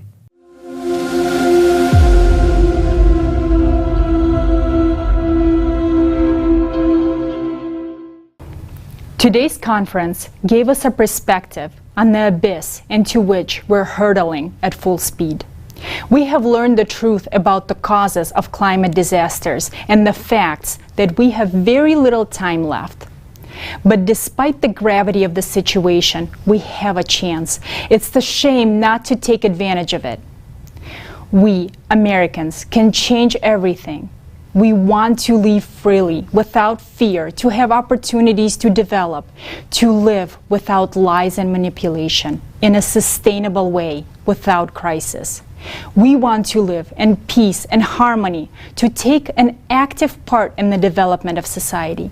We want to live in a society that is based on equality and justice, and where the highest value is the life of every person. All of this is our American dream. The American dream is something unattainable for us Americans, like a horizon that only a chosen few can reach. And for the first time, it is very close for each of us, and that is the creative society. The creative society is a model that is fully consistent with our American dream. And if we look more broadly, it is the dream of every person living on this planet. Think about it. While we have the opportunity to live in a beautiful creative society, we still continue to maintain this deadly consumerist format. This is simply absurd. The only people who do not support the creative society are those who do not yet understand what it is. Some people think that the creative society is a revolution. No. The creative society is the refusal of revolutions.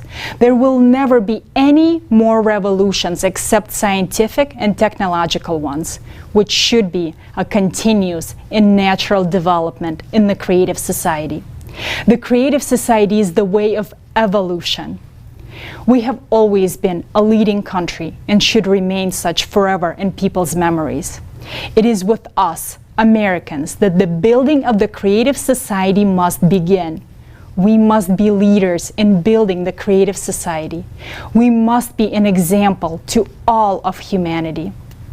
Americans are the locomotive that had always pulled the whole world towards prosperity.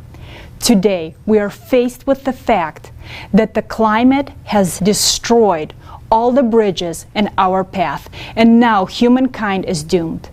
But we can turn our locomotive towards the creative society and save ourselves and the world. Our Hollywood movie heroes have saved the world many times. But now the time has come for real heroes, for the entire human race faces a real threat. Who can do it? No one but us. And that should be our encouragement and our motto. No one but us.